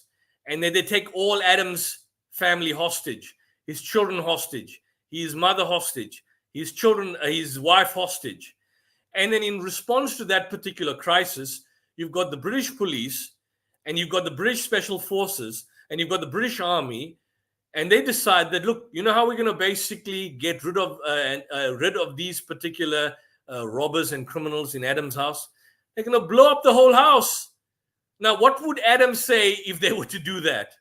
Such a course of action, if that were to happen, that would be a basic violation of the most basic code of ethics. But that's essentially, and Adam would condemn it, but that is essentially the logic of the Israeli military, because the Israeli military dictates is that they have to destroy the entire infrastructure. They have to eliminate the threat. And so the death of, whether it's 100 civilians, whether it's 1 million civilians, that's just simply collateral damage. Let me tell you something, Adam. There's a principle in criminal law called dolus eventualis. In terms of dolus eventualis, it falls under the category of intent. And in terms of this category of intent, and this is something we study under criminal law, and I'm teaching you something on criminal law. In the law of criminal law, which I practice daily, there are different forms of intention. There's direct intention, there's indirect intention, and there's dolus eventualis. And then, of course, there's dolus indeterminatus, which is something which you don't determine. Dolus eventualis basically holds, if you look at the actual definition of dolus eventualis, the legal definition of dolus eventualis, is that when you are targeting someone, when you want to kill someone, when you basically are engaging in any particular activity, whatever that activity basically means, and that activity that you're engaging in results, for example, in the death of a particular person, any particular person for that particular matter, and you're notwithstanding knowing full well that your actions will result in the death of that particular person, and you still go ahead and engage in it. In terms of South African criminal law and in terms of British criminal law, you are charged for murder. It's plain, direct murder. Even if you are raising the so-called human shields argument, even if you're raising the so-called collateral damage argument. And the problem that we've got here is that in the genocide application that was brought by the South African court, which I doubt Adam has read, I doubt any of these major commentators in the West have read, it doesn't only go and deal with that particular issue. It's an 85-page document. I'll post it on the link, and then Brother Muhammad can share it with others. It has about close to 500 footnotes. It doesn't only deal with that, but it deals with copiously, again and again, specific statements of criminal intent of Palestinian children by Israeli soldiers, and particularly in the way that it's been conveyed. But beyond that, what about the Great March of Return in 2019? Let me share this. The Great March of Return in 2019, and let me share this. But this is directly from Amnesty International. I'm going to share the screen. And Adam, if the boy Adam is there, maybe it's your particular platform. I would have got him back and then probably given him another beating. No, there are still one or two other people in the chat. Yeah, I have put the link. This is okay. So the others are there. Those who are decent. I don't know. You can see this. This is in 2019, and this is directly from Amnesty International's website. What happened on the Great March of Return is that there were a series of protests, and what these protests did is that, look, these Palestinians who lived in Gaza were refugees kicked out from the Greater Israel, that land in the kibbutz. The Palestinian forefathers, their ancestors, their grandparents, they all lived there. So during the Great March of Return, the Palestinians peacefully went to the fence of Israel, entering Israel at Gaza, and they basically made a peaceful march, a peaceful protest march. And when they were peacefully protesting, Israeli snipers shot them. According to the Al-Mizan Center for Human Rights, according to Amnesty International, and this was at the earlier stages, this was in 2018, 150 Palestinians were killed in the demonstration. 10,000 were injured. 1,849 children, 424 women, 115 paramedics, 115 journalists. Of those injured, 5,814 were hit by live ammunition. According to Israeli media, one soldier was moderately injured due to shrapnel from a grenade by a Palestinian from inside Gaza, and one Israeli soldier was only killed by a Palestinian sniper. But the vast majority of the people that were killed were Palestinian, peaceful Palestinians demonstrating peacefully. Now, were there human shields? Were there human shields for Hamas in 2019? Because there was no Hamas involvement in the Great March of Return. And they marched peacefully to the actual borders of Israel. So what was a justification? What was a justification for Israeli soldiers murdering Palestinians who were simply marching peacefully? I mean, you need to be a sick, satanic, rotten scumbag yourself if you want to come up and start making all kinds of justification for such filthy, evil, satanic behavior. You're an evil scumbag yourself.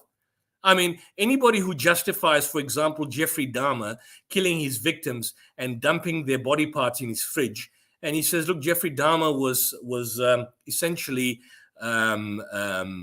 justified in doing that. What would you say about the person? He's a sick human being. And not surprisingly, when I asked this character, Adam, I don't know who the hell he is. He wants me to come and join him on his Yeah, we've got another one. We've got another one. I don't know who this character is, just to join on some silly channel. That's not my interest. If you've got a serious person that's out there, a serious Zionist propagandist that's willing to debate, you can have Brother Muhammad host this debate. You're going to get Professor Alan Dershowitz, get someone of substance, even Professor Benny Morris. And by the way, I'm in contact with Benny Morris. We can probably set up a reasonable, sensible debate. But no, Adam, unfortunately, when you come on this platform, you don't get the equal opportunity and time, particularly if you spew out garbage and you talk nonsense and you give this evil satanic laugh, because you're giving an evil, sadistic, satanic laugh. And you asked me a question about human shields, and I'm in the process of answering you on that particular question. And then you start asking me about something else, about something along the line is that the Quran doesn't prevent Jews from having a state, or some kind of nonsense along that particular line. I'm sorry. We've got another individual joining us now who's brave enough. Christ brings a sword. Christ brings a sword. Very peaceful. Hi. Peaceful individual. Christ brings a sword. How are you? Christ brings a sword. I'm well. How are you? How are you doing? I'm doing good. How's my voice? Is my too soft, or can you hear me all right? Your voice is lovely. It's good. Oh, thank you. What a nice compliment. Thank you very much. I'm not there to attack people. How can I help you, sir? What's your I'm just here to participate any way you want to. If you want to ask a question or get my opinion on something, I'm here. Well, fantastic. Well, the first thing I wanted to get, we were discussing the aspect of, since I'm on the topic now, and I think it's on our screen, I think, is it still there, Brother Mohammed? I've just been discussing, I think it's still on the screen. What I've got here, because we had a character called Adam, you seemed like a sensible individual. There were many issues I'd like to raise, but I'll just raise this one point. Are we talking about the biblical Adam or a person named Adam? Who's Adam? And what's the context when you say Adam? Adam was the guest who came on before you, man. Okay. By the name. Okay. That's his name. Not the biblical Adam. Okay. We both believe in the biblical Adam, if you want to call him the biblical Adam. I'm just curious to know, as a Christian, you've got here a report by Amnesty International, which speaks about the Great March of Return in 2019, where Hamas was not involved, but it involved some sort of kind of mass civil disobedience march to the borders of Israel, where Palestinian refugees were basically walking and asking Israeli authorities to lift a kind of 11-year illegal blockade on Gaza. And they were basically mowed down in cold blood. There was no attack on Israel, but about 10,000 people were injured, 1,849 children, 424 women. And there were Israeli snipers and Israeli soldiers shooting dead these Palestinians in a context where there had been no attack on Israel. We just wanted to know what your thoughts on that would be. They were actually aiming for kneecaps also. This particular event, they were trying to disable them and aiming for the kneecaps of the children, the women, and so forth. And they were boasting about how many people they kneecapped.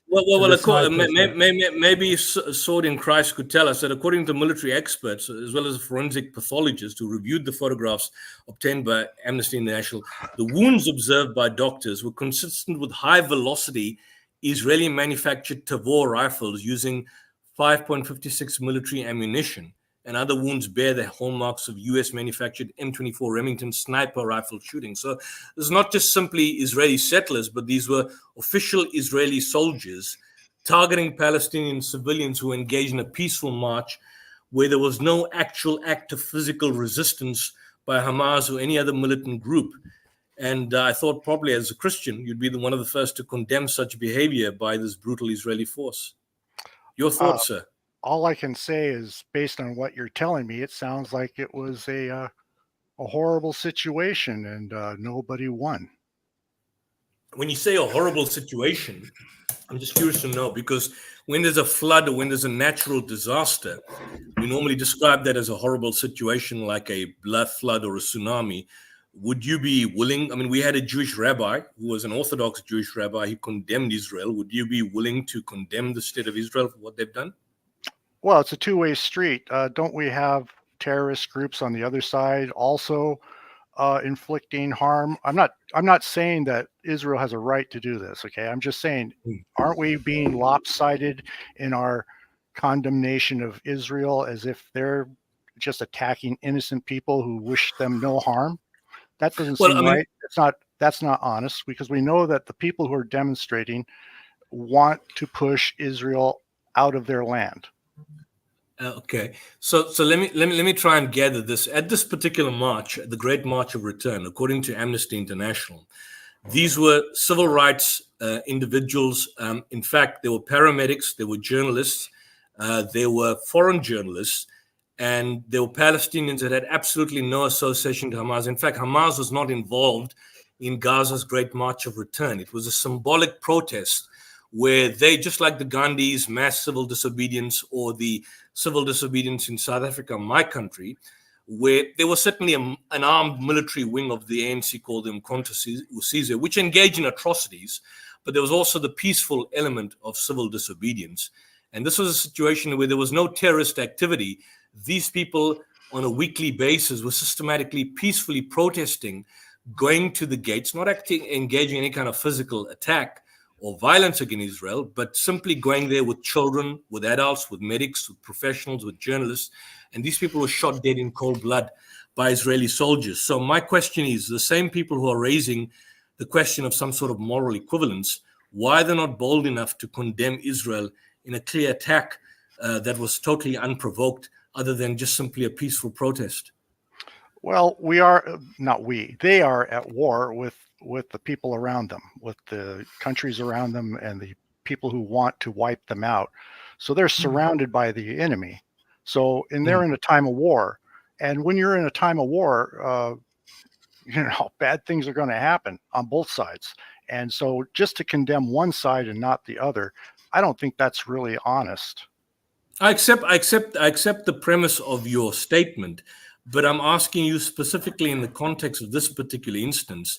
Even in times of war, military combatants who have surrendered or given up or basically are not engaging in active hostility, there are certain international humanitarian law standards that need to be followed. But however, in this instance here, there was a peace, a particular period, and this is a Great March of Return, where there was no actual physical war between these Palestinian civilians and the Israeli state. Hamas had actually no involvement, and you had a situation where 1,849 children, and these are children under 10, as documented by Amnesty International, and between 18, 424 women, 115 paramedics, and 115 journalists were shot dead by live ammunition by Israeli soldiers and Israeli snipers. My question is this, is that if on the one hand, and you seem to be a good guy, you'd condemn any kind of acts of terror, why would you not be bold enough to say what Israel did on this particular occasion was an unlawful act of terror against innocent civilians who were just simply marching on a peaceful march to lift their 11-year illegal blockade on Gaza? Well, as I said before, they're at a time of war. A lot of bad things are going to happen. I've seen much worse than this happen. We can say, oh, Israel, we need to condemn them and everybody force them to make peace and give up the land for peace. I know that's where it's going. And that is, and they don't want that to happen. And they don't want to, Israel, they don't want to give up. They don't want to give up any of their land. Okay. And they don't want to follow the international community. And so when there's this pressure on them to change and to protest, they're getting very nervous because they definitely are not going to back down. And it is a war right now because you got one side saying you've got to give up land, and they're saying I'm not going to give up land, and one side is going to prevail. Okay, so let me ask you this question then. You say that Israel's at war. Am I correct? You are saying they're at war with the people around them. Yes. Do you agree with me that the people, let's look at the Gaza Strip.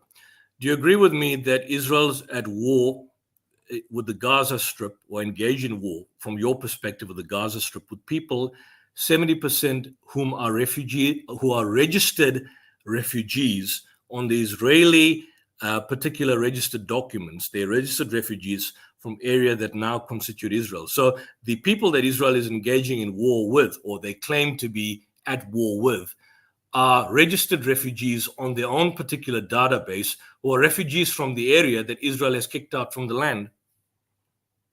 So what do you say about that? And they are the people who've suffered the devastating consequences of the illegal blockade, in addition to the heavy toll of essential infrastructure and the debilitation of Gaza's health system and economy.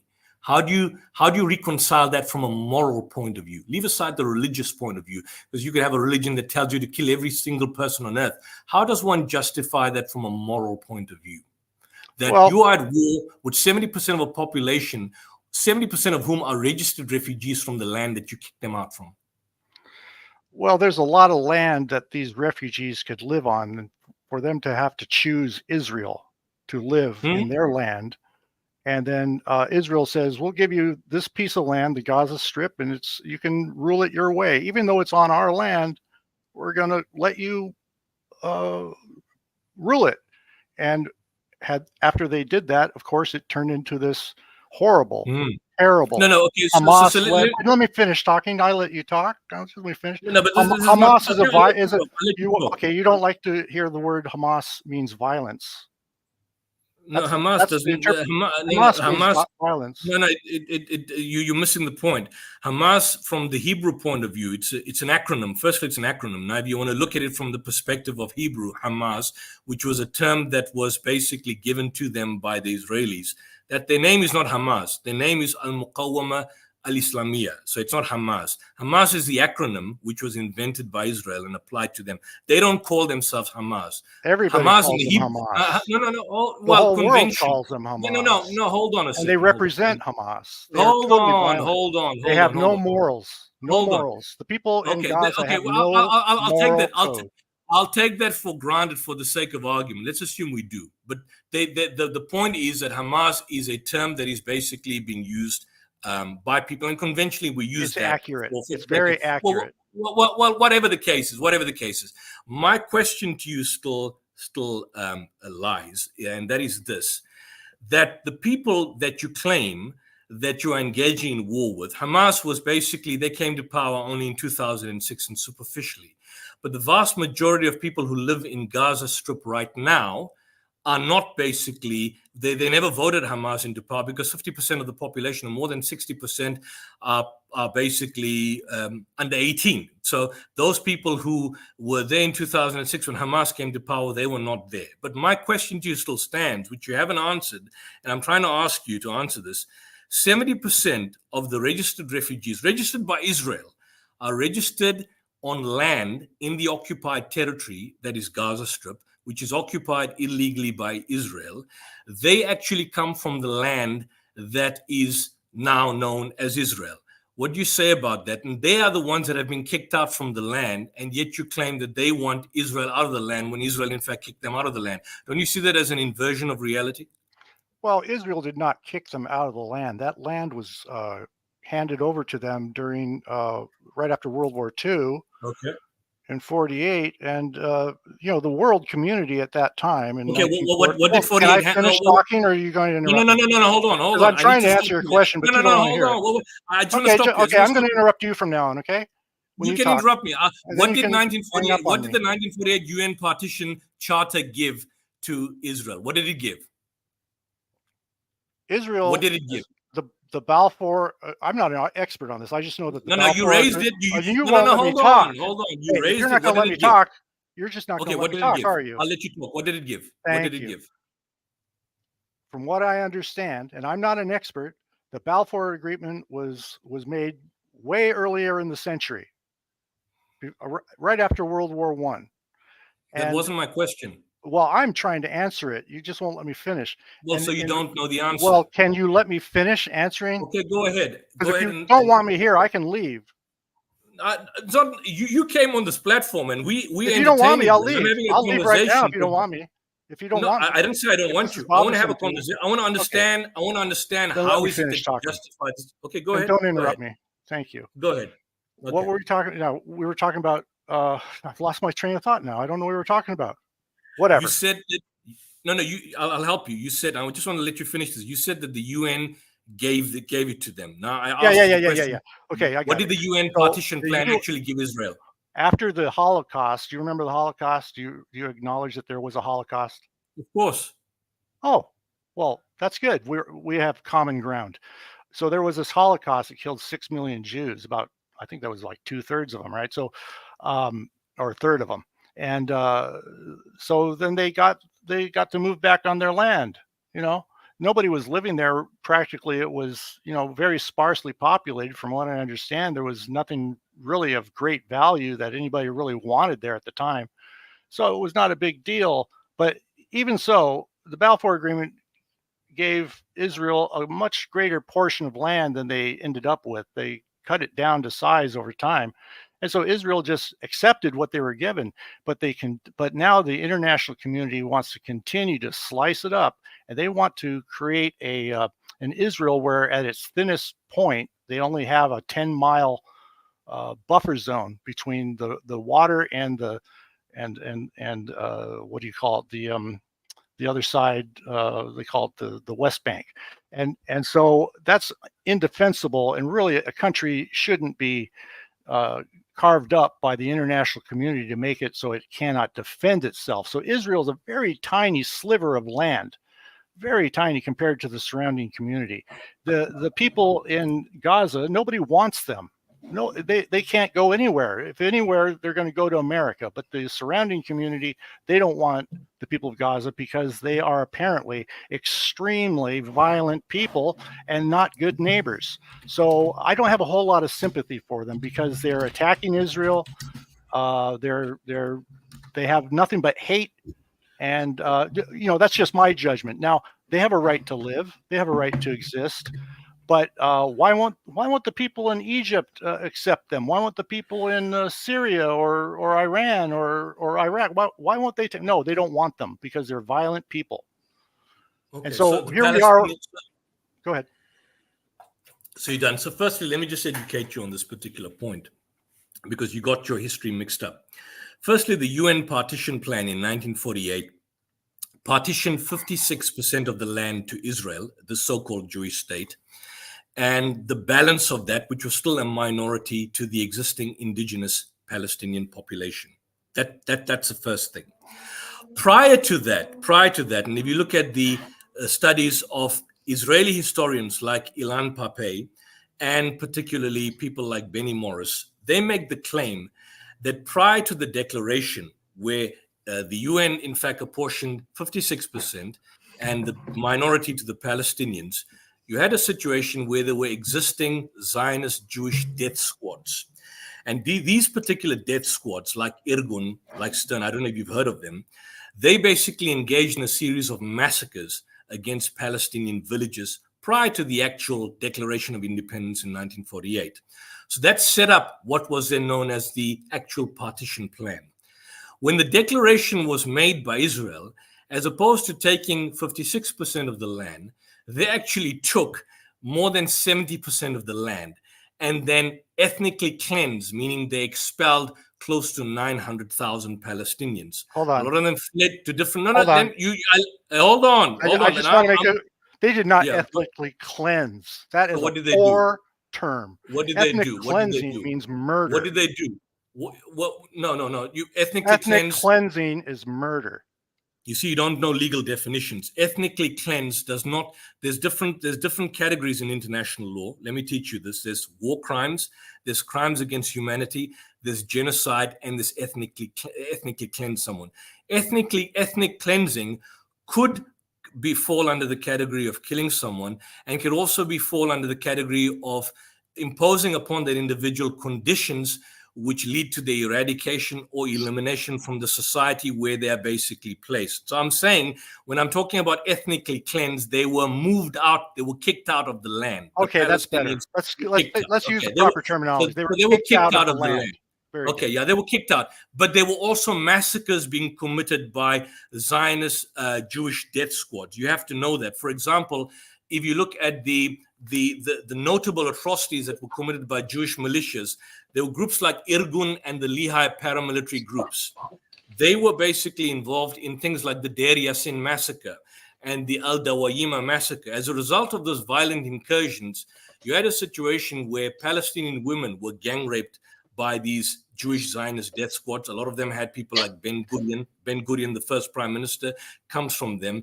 And they essentially became the formative foundings and the foundations of the Israeli Defense Force. So the Balfour Declaration was just simply a letter from Arthur Balfour to Lord Lionel Walter Rothschild in 1917, when the British Mandate came into existence and spoke about a Jewish homeland.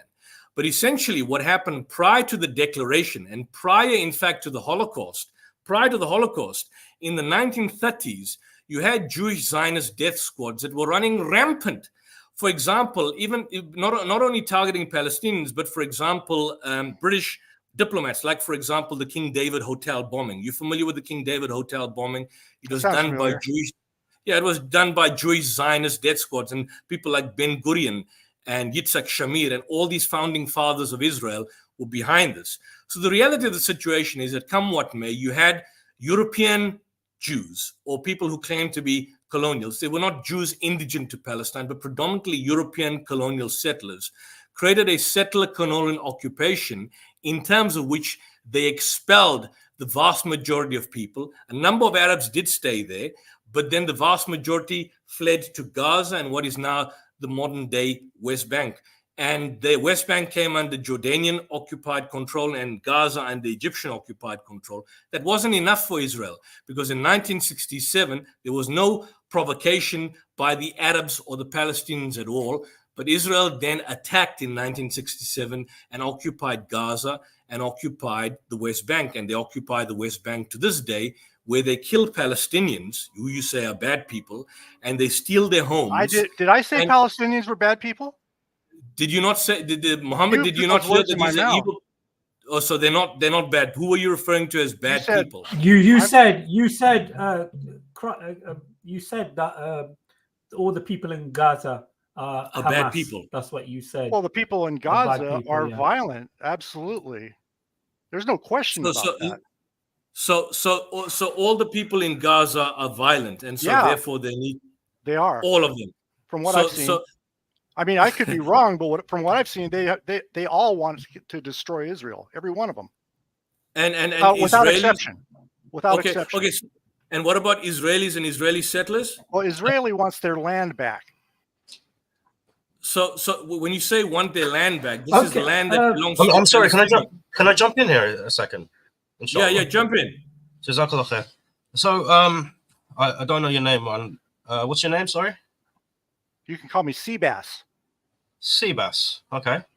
Well, Seabass, when you say violent, what do you mean by violent, and what do you mean by sorry, you said two things. Just refresh my memory. You said that the Palestinians are violent, and what else? I didn't say the Palestinians were violent. I said Hamas. You did. You said Hamas. You said Hamas. No, you said the Palestinians. You said the Palestinians. I said Hamas. You're not using. You're not putting words in my mouth. Don't putting words in my mouth. You said everybody in Gaza. I said Hamas. You said everyone in Gaza is violent because, and what do you call it?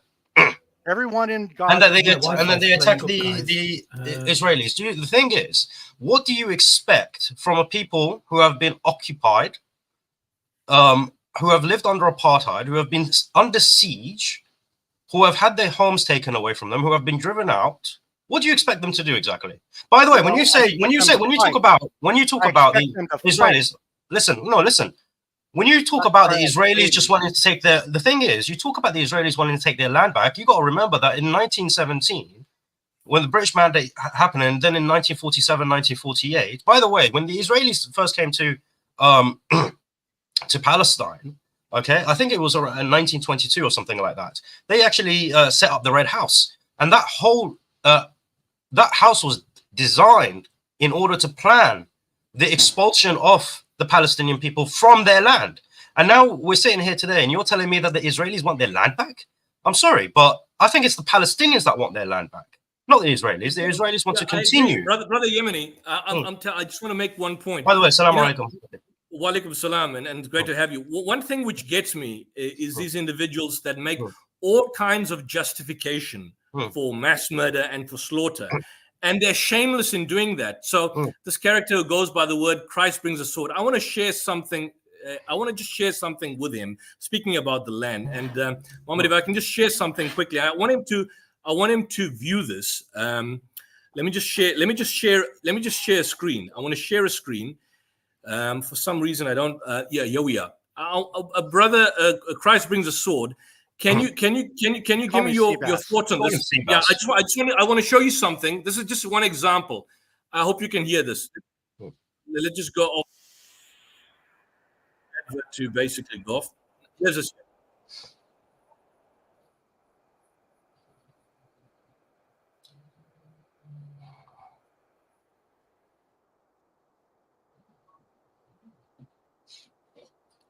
What are we doing? He's trying to bring something up on the screen. You need to see this from the angle, because every justification that you're giving to the Israelis, who, by the way, listening? Currently, no, I can't hear anything. Are you listening to this? I don't hear anything. Are you listening? No, he can't hear it. We can't hear anything. We can't hear anything. Okay. I'm trying to hear something. I don't hear anything. Can you not see the video? No. I just showed you. Wait, hold on, Christ, because now I'm going to come down. There's nothing on the screen. I'm lying? Oh, I'm lying. Okay. Hold on. I didn't see anything. One thing which I don't appreciate is your lying. You now saying when you're caught. Hold on. I can leave.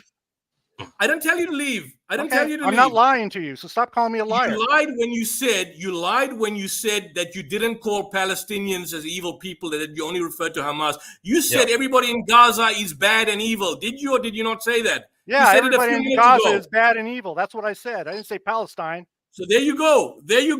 You said everybody in Gaza is bad and evil. They are. That's Palestinians. Wrong. No, that's fine. That's fine. On what basis? On what basis are they bad and evil? They were all cheering on October 7th. Yes, good. They were all cheering. Good. What are they cheering about? They love murder. What are they cheering about? They were cheering about the murder of Jews. That's what they were. Were they? Yeah. Were they? No doubt. Without a question. First and foremost, they didn't even know about the Kibbutz festival. Okay, Hamas didn't even know about that. Okay, that was confirmed by Israeli, US, Egyptian intelligence. What were they cheering about? What were they? Hold on. Okay, so you have a people. You have a people that managed to figure this out. Tell me. I am telling you that you had a people that broke out of the prison walls that they have been put under siege since 2006. Okay. So they've been under siege since 2006, and they managed to get out. First and foremost, as I mentioned, Israeli, US, and Egyptian intelligence made it very clear that Hamas and the other factions, they had no idea about the Kibbutz festival. Now, this is something interesting. Let me tell you something interesting. The cars that were burnt out and everything. Do you remember the first time the Al-Shifa hospital was attacked, and they made a little like a sort of pothole in the car park? Everyone said that this was because it was a Hamas rocket, because their rockets don't have enough firepower. But suddenly they had enough firepower to completely destroy several cars in the Kibbutz festival. It's been shown, and we had Israeli IDF witness testimony that it was actually the Zionists that were shooting up homes and people during that festival. Right, and even if you talk about, let's say that everything that happened was done by Hamas. Let's assume that, okay? Even though that's not true. It's a good assumption. No, it's like I said, it didn't happen. Right? Assumption. Look, it was all done by Hamas. No. Okay, well, first and foremost, First and foremost, it's not an assumption. Exactly. What Yemeni said. I believe that there are bad people in Israel. Hold on. There are bad people in Israel.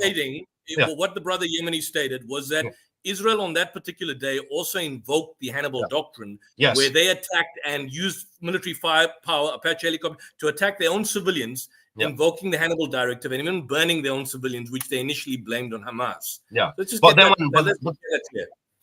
when Hamas, when there was a missile strike in Shifa Hospital, suddenly it was Hamas because it created a pothole. It was only their missiles are only strong enough to create a pothole. This is according to Israeli intelligence. Okay, but 7th of October, burnt out cars and everything, plus the presence of an Apache helicopter and so. Don't look.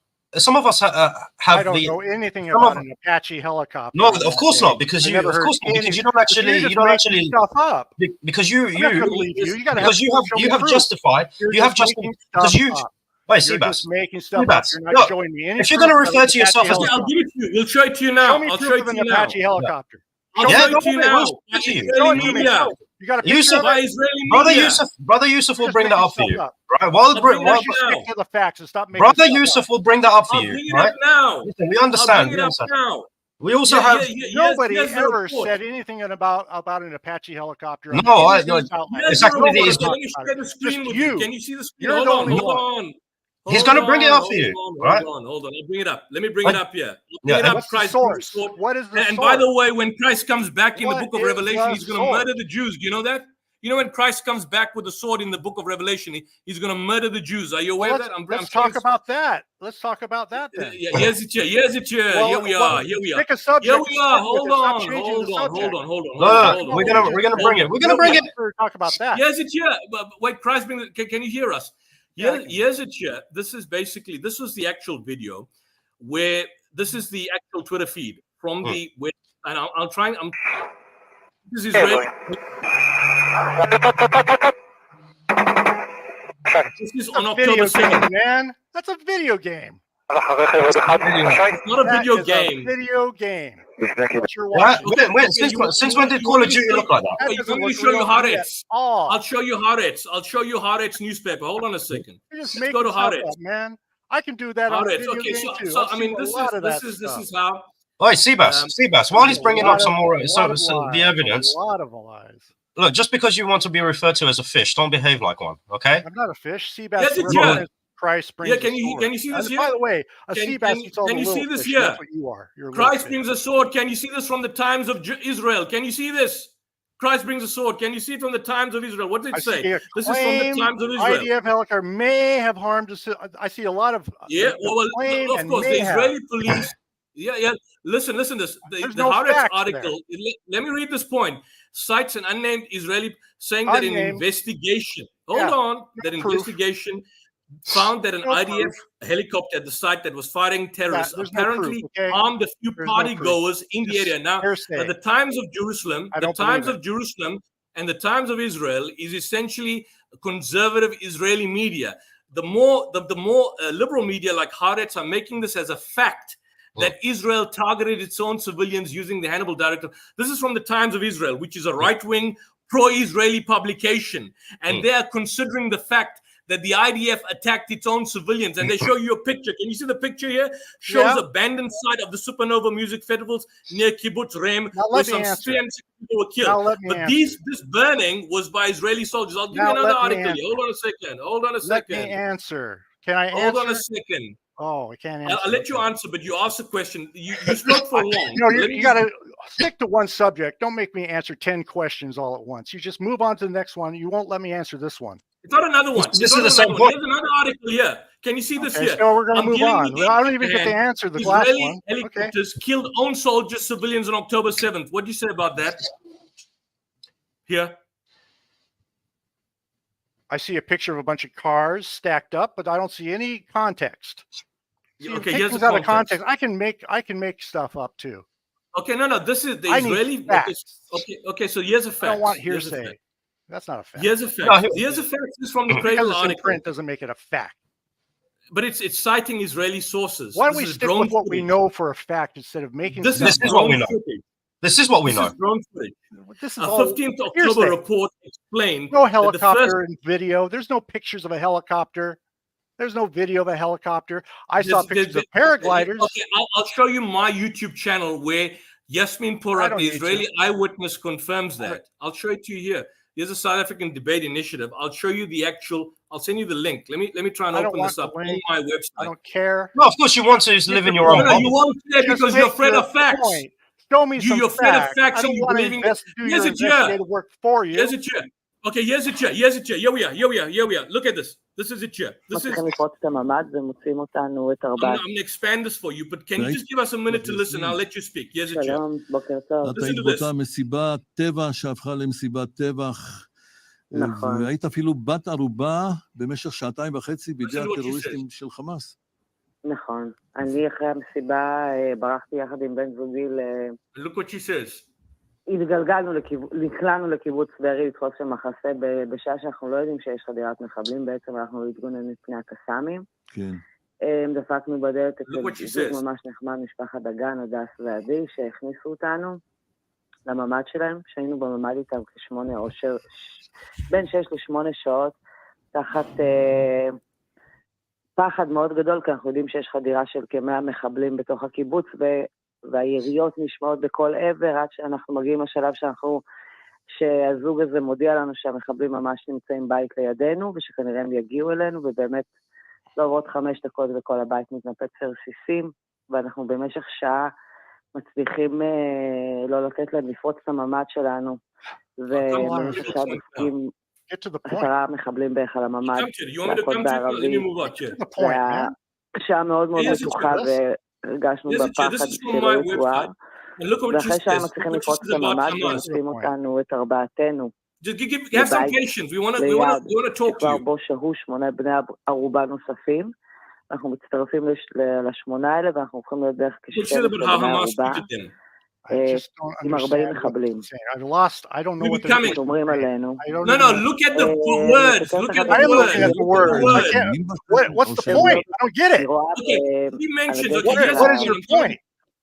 Her point is Christ brings a sword because Christ is violent in your version of reality. It Her is point really? is that at the hold on. Well, don't pick a subject. Let's talk about that if you want to talk about Christ. No, hold on a second. Violent, okay? Now you're jumping.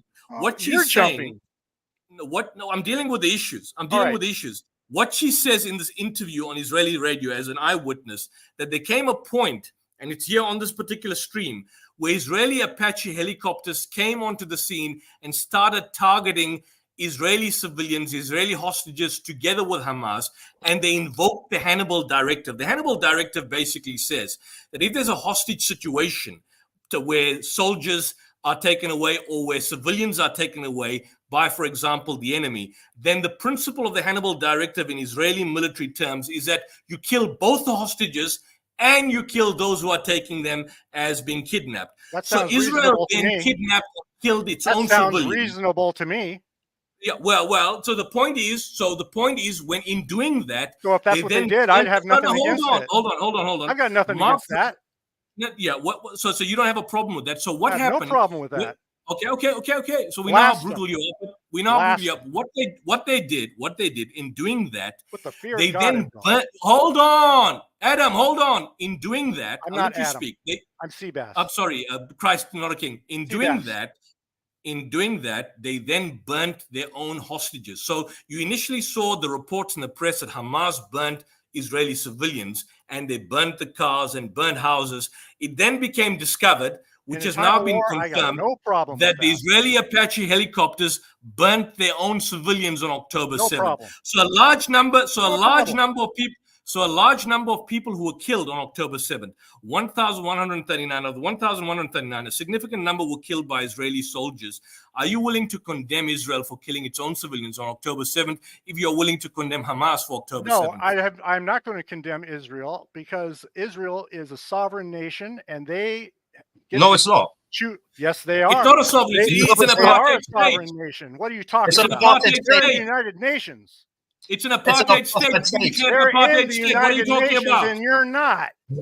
It's an apartheid state. Palestine is not in the United Nations and Israel is. Fact. Let's stick to the facts. They are a sovereign nation. No one is denying that Israel is part of the UN, but they are a sovereign it is not a sovereign nation. Okay? They're recognized by the United Nations, and Palestine isn't. Well, who said? Actually, Palestine is recognized as a state, but under the UN. Palestine doesn't have anything in. They don't have a representation. Palestine is, first and foremost, Palestine is recognized, which is why the current legal proceedings are for the state of Palestine. The current legal proceedings are happening with the ICJ as well as the ICC. Refer to Palestine, okay? Are we going to talk about the helicopter? Or are we going to talk about the United Nations? Let's You raising this issue. You raised it, okay? First and foremost, okay? They're a sovereign nation, and now you want to argue about that. But they are a sovereign. They're called Israel. They have land, and they're a nation. No, this is what the allies, only the allies of Israel. Nuclear weapons. Are you going to try to remove a country? Oh, look, you talk about nuclear weapons. That's going to scare us. Let me ask you a question without being interrupted. What do you think is going to happen when you start pushing Israel out of their country and they still have... It's not their country. Well, what happens when you push Israel out of Palestine? Good man. And they still have nuclear weapons on submarines. How are you going to stop them? What do you think is going to happen? You think they will actually use those nuclear weapons? Are you that naive to think that they're going to use nuclear weapons? What have they got to lose? What have they got to lose? Everything. Okay. They already lost everything. You pushed them out of Palestine. No. Who said? The Jews lived. The Jews were comfortable in Palestine. The Jews lived. The Jews lived peacefully in Palestine since the Muslims conquered the land.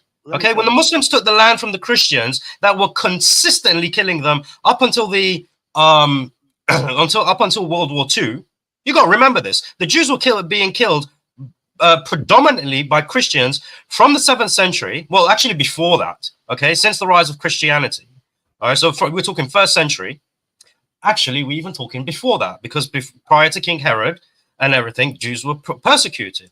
If anything, they were persecuted from the time of Moses. Okay, but since the rise of Christianity, it was Christians that have been persecuting and removing Jews from any position of livelihood. Okay, throughout their history. But when the Muslims conquered Palestine, listen. Okay, you don't want to be interrupted, so don't interrupt me. Subject, you're not. No. You're talking about. Okay, look, I'm saying to you. No, it's connected. It's connected. But the Muslims, when they conquered Palestine in the 7th century, okay, from that time until World War II, the Jews have enjoyed prosperity in Palestine. Okay, so no, we are not about removing Jews. If anything, when we conquered Palestine in the 7th century, they were already either expelled or killed. There wasn't a single Jew in Palestine. It was through Umar bin Khattab where he demanded that 80 Jewish families were brought back to Palestine so that there is a Jewish presence, simply because that land was important to them due to the Temple Mount. Right, so it was based on religious grounds.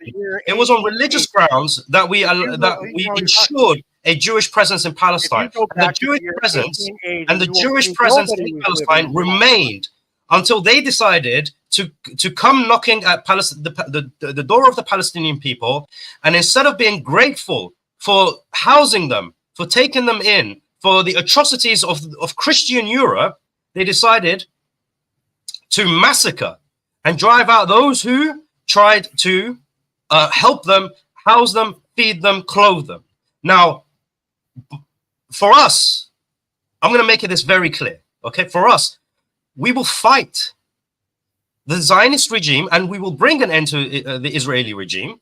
This does not mean that there will not be Jews being permitted to live in Palestine. Okay, this is not what we're about.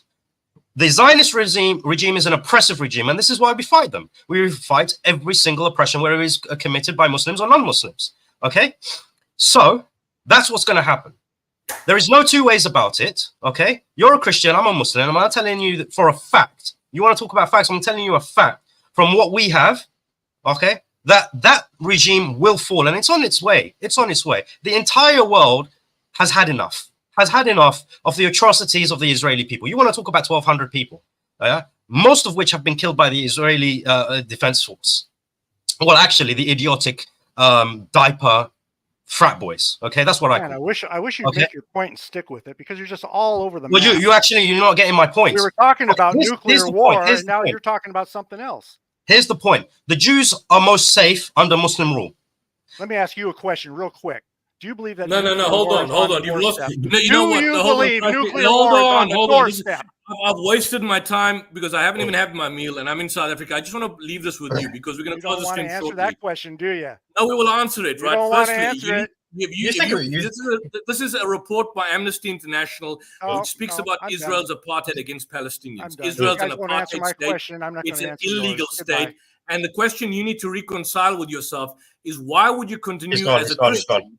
He's gone. He's gone. Has he gone?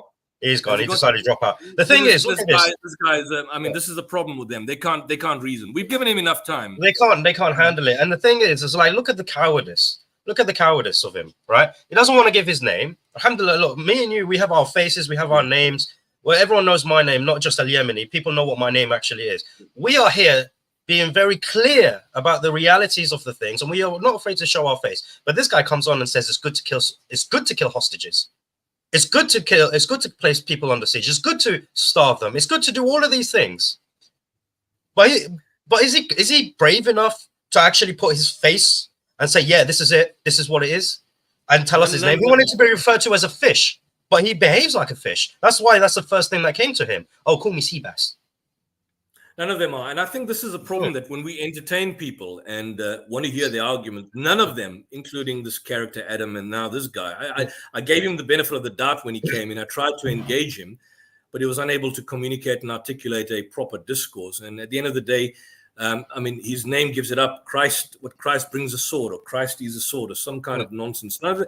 Most of them are anonymous individuals, so they go under names like Destiny, Charlemagne, and all of that, because of the fact that they're defending an immoral, implausible, unjustifiable regime. And at the end of the day, this is the reason behind that. But it's 11 o'clock for me, and I never had my supper this evening, and I have to get back to work. But I think maybe in the future, we could have more engaging debates with far more productive individuals. And then, of course, we could have sessions where we bring on individuals and then attempt to, at the very least, educate them. But it becomes difficult, particularly when you've got stubborn, ignorant individuals. He doesn't even know he's confusing the Declaration of Independence with the Balfour Declaration.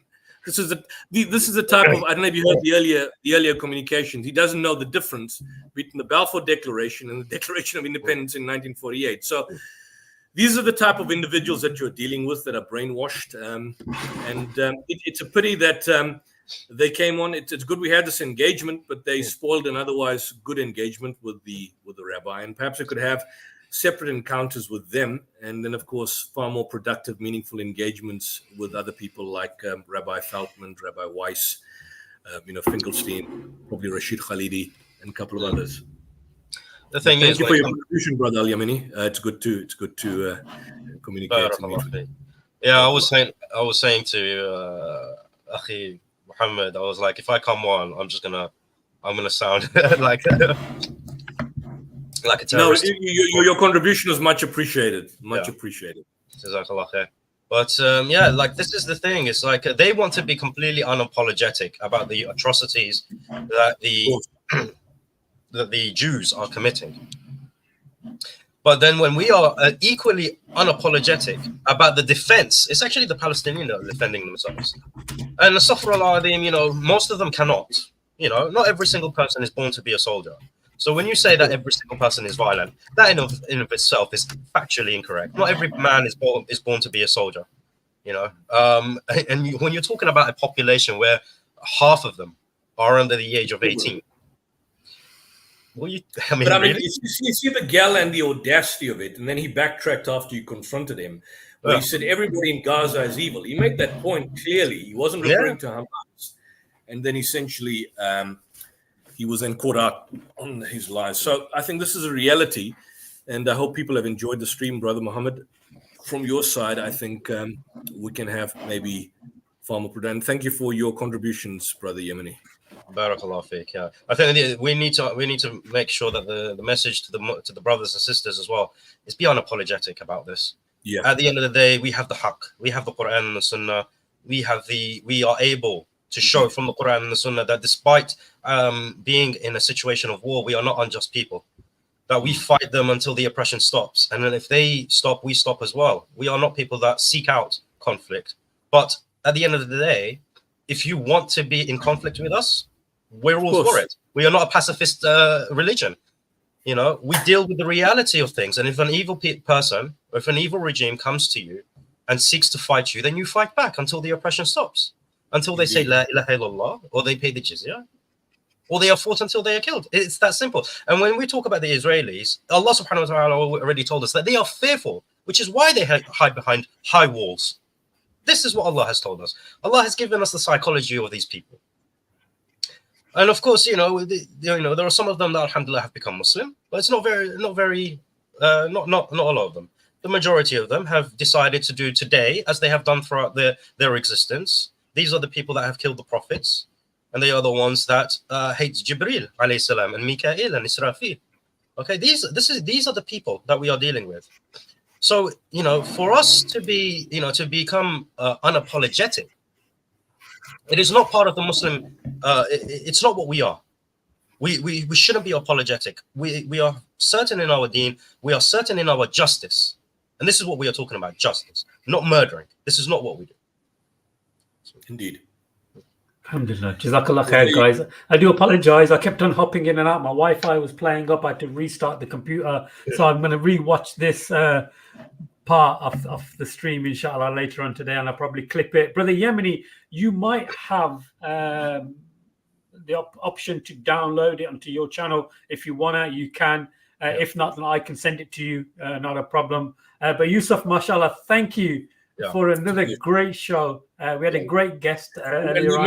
We may have, I think, just to tell the viewers, we may have Rabbi Weiss on next week, Wednesday. There's Rashid Khalidi, who's quite an interesting, if it comes right, although he's busy. I have someone who is in contact with, I don't know if it'll be possible, but if he does give his time with Mark Ruffalo. Mark Ruffalo is the actor who acts as Hulk in the Avengers, but he's been a strong advocate of Palestine, and let's just see how that goes. And it'll be good to see different perspectives, different people, to show that this is one of justice and morality and indeed truth. And we expose falsehood and clamp down on falsehood, and that's why I was harsh with Adam. It was because you were coming up with falsehood, and the same thing with Brother Al-Yemeni dealing with the other character, Christ is a sword. But this is the thing, and I think we've come to an end. So Jazakallah khair. Thank you to all the viewers out there. Yeah, absolutely. And we will have further engagements on this point. I don't know if you met Brother Yemeni before. He's well known. That's my first time. Amazing. Really lovable guy, mashallah. Habibi, he's always at Speaker's Corner. He's always welcoming me and so forth. So, mashallah, really nice to see you, Brother Yemeni. Mashallah. You got a good, powerful, articulate voice, and we need more brothers like you. Excellent. Really, I think that I could be more articulate, to be honest. I always say this, even on my streams. I'm like, it takes me. We all are improving. We all are improving. I mean, I'm improving now. We all are improving all the time. We have to. Well, mashallah, you're doing great work as well. I have seen some of the stuff that you've been doing, and mashallah, it's very on point. It's irrefutable stuff. So that's always great to see. But just a quick comment as well. I think this is important to say as well, because sometimes what we have is we speak to non-Muslims about issues like this, which is okay. But when we talk to rabbis, one of the reasons that I don't like to talk to rabbis, and this is something that I've noticed, is because these rabbis condemn Israel. They are the same people that have properties in Israel, which begs the question: if you really believe that you are from a Torah and Talmudic perspective, that you believe that you are a people without the land, why do you still have property there? Are you going to lie to me now? And likewise with these people that we talk to, and people that we see on Twitter or X, when they start retweeting and talking about Palestine, the brothers and sisters start to give them a platform that they shouldn't have, because at the end of the day, these are disbelievers. And while they may agree with us on certain aspects of morality, at the end of the day, they are not our basis for that. And this is a trap that we tend to fall into. Like, we've seen what happened with the likes of Jordan Peterson, for example. As soon as he started saying things that were akin to Islam, he was given such a platform, and then, subhanAllah, he showed his true colors. Likewise with that Jackson Hinkle, or whatever his name is, same thing. So, it's good to have, to utilize these people on certain things, but the brothers and sisters shouldn't attach themselves to them. That's what I think. I think the point, brother, you're making is I think we should have discernment and consistency. Yes. With the Neturai Karta, is is, I think, in certain categories banned in Israel itself. So I don't think Weiss or Rabbi Feldman basically have properties themselves, but directly. No, I'm not saying all of them. I'm not saying all of them. No, surely not. But this is the problem, unfortunately, within social media, and I try to stay away from it. That you get these kind of celebrity figures, like, I mean, with Andrew Tate. I mean, everybody jumps on the bandwagon, and I mean, it becomes problematic. Then you have a situation where, for example, assume he's convicted of human trafficking. What do you do in that situation? I mean, so the problem is we need to be discernment and consistent.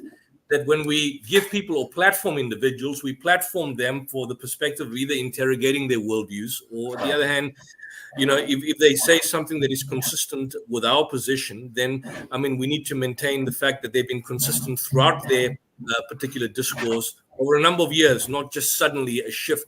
And I think that's where you have the problem, where, you know, new characters just come up, pop out from nowhere, and then you just platform them because they've got a massive social media following. And unfortunately, a lot of the Muslim YouTube channels have done that.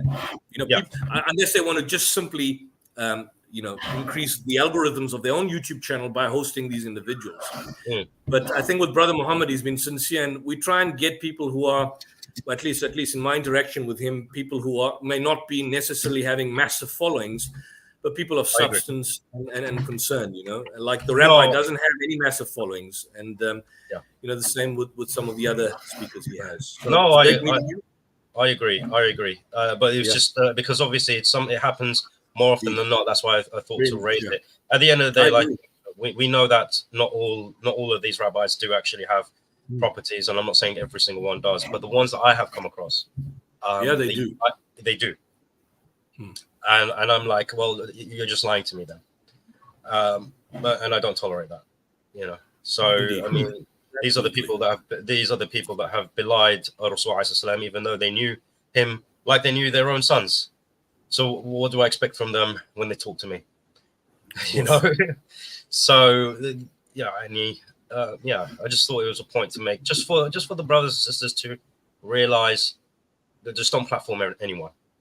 Do your vigilant research. At the end of the day, we are people who use our intellect. This is what Allah subhanahu wa ta'ala says to us in the Quran, that we are people of intellect, that we are the one that Allah loves those who use their minds, that reason. You know, so don't just platform anyone. Have some hikmah, inshallah, and do like these brothers above are doing. You know, they are vetting the people that they speak to before platforming them, and making sure that they are sincere in what they believe in. And like Brother Yusuf said, they don't just appear out of nowhere, but they held a certain position for years and years. Thank you for that, brother. For the Yemeni, beautiful, mashallah. Once again, Brother Yusuf, thank you for joining us and making this a good show. People can view? Yeah, people can also view this on the South African Debate Initiative channel. So guys, please don't forget to like and subscribe to the channel. Let me just remind you, 1 second. Let me just type that in, 1 second. So yeah, here it is, guys. Look it up on YouTube. Please subscribe and like to the channel, because this stream is getting shown also in South Africa live. So mashallah, it's, you know, we're having a good audience. But nevertheless, mashallah, again, thank you so much, Brother Yusuf, for your time, your efforts, and all the logistical work. I never knew it was going to take 3 hours. Mashallah, anyway. Yeah. But yeah, it's good to kind of, you know, sometimes the snakes have to pop their heads out the grass. Yes. And mashallah, I'm not saying that as a physical threat or anything to anybody, but sometimes you've got to, find out who the snakes are in the grass. And some of them came up today, and they were dealt with. And sometimes you've got to be harsh. But maybe my words are a bit harsh, but and nevertheless, alhamdulillah. But the Yemeni, mashallah, it was great to see you. You always bring some nur. You always bring nur to the stream. I really appreciate it. And I think this weekend we've got a possible debate happening on Saturday, and then the Trinity Forum on the Saturday. And then next week, I think is a Thursday, we'll have another rabbi, as Brother Yusuf mentioned, hopefully joining us. So guys, stay tuned for all of this. And please don't forget to like and subscribe to all the channels, and don't forget to check out Brother Yemeni's channel. He has some very good stuff on. I watch it. Very knowledge-based information based on Quran and Sunnah, and mashallah, I definitely recommend Brother Yemeni's channel. So check out Brother Yemeni's channel, and don't forget to like and subscribe to it. And barakallah feek. Sorry, brother, go ahead. Yeah, what do you call it? If I feel better, inshallah, between now and Saturday, I'm gonna have episode 2 of the Unapologetic Yemeni Muslim. So basically, that's the stream where I just go on an absolute rant and speak my thoughts unapologetically and speak to the brothers and sisters about things. We had the first episode a while ago about the Muslim condition, why we are in the situation that we're in, and this stream, inshallah, will follow up on that. So, inshallah, tune in, look out for that. Awesome. Thank you for letting everybody know, and hopefully everybody can click onto your channel and support you. Like I said, guys, this has been a fantastic show. We started off with the rabbi. It was very interesting hearing his thoughts and how he felt the situation in Gaza and Palestine was going. And nevertheless, we had a couple of Christians in the chat who seemed to not listen to what the rabbi was saying. It was coming directly from the horse, as they say, the horse's mouth here in the UK. But the Christians still saying, no, the land belongs. But the rabbi saying, no, it doesn't. But guys, you guys need to really get your heads out of the sand and listen to what the rabbi was saying. But alhamdulillah, great show, great interaction towards the end. And jazakumullah khair. Subhanaka wa bihamdika ashhadu an la ilaha illa ant astaghfiruka wa atubu ilaik. Assalamu alaikum wa rahmatullahi wa barakatuh. Bismillah.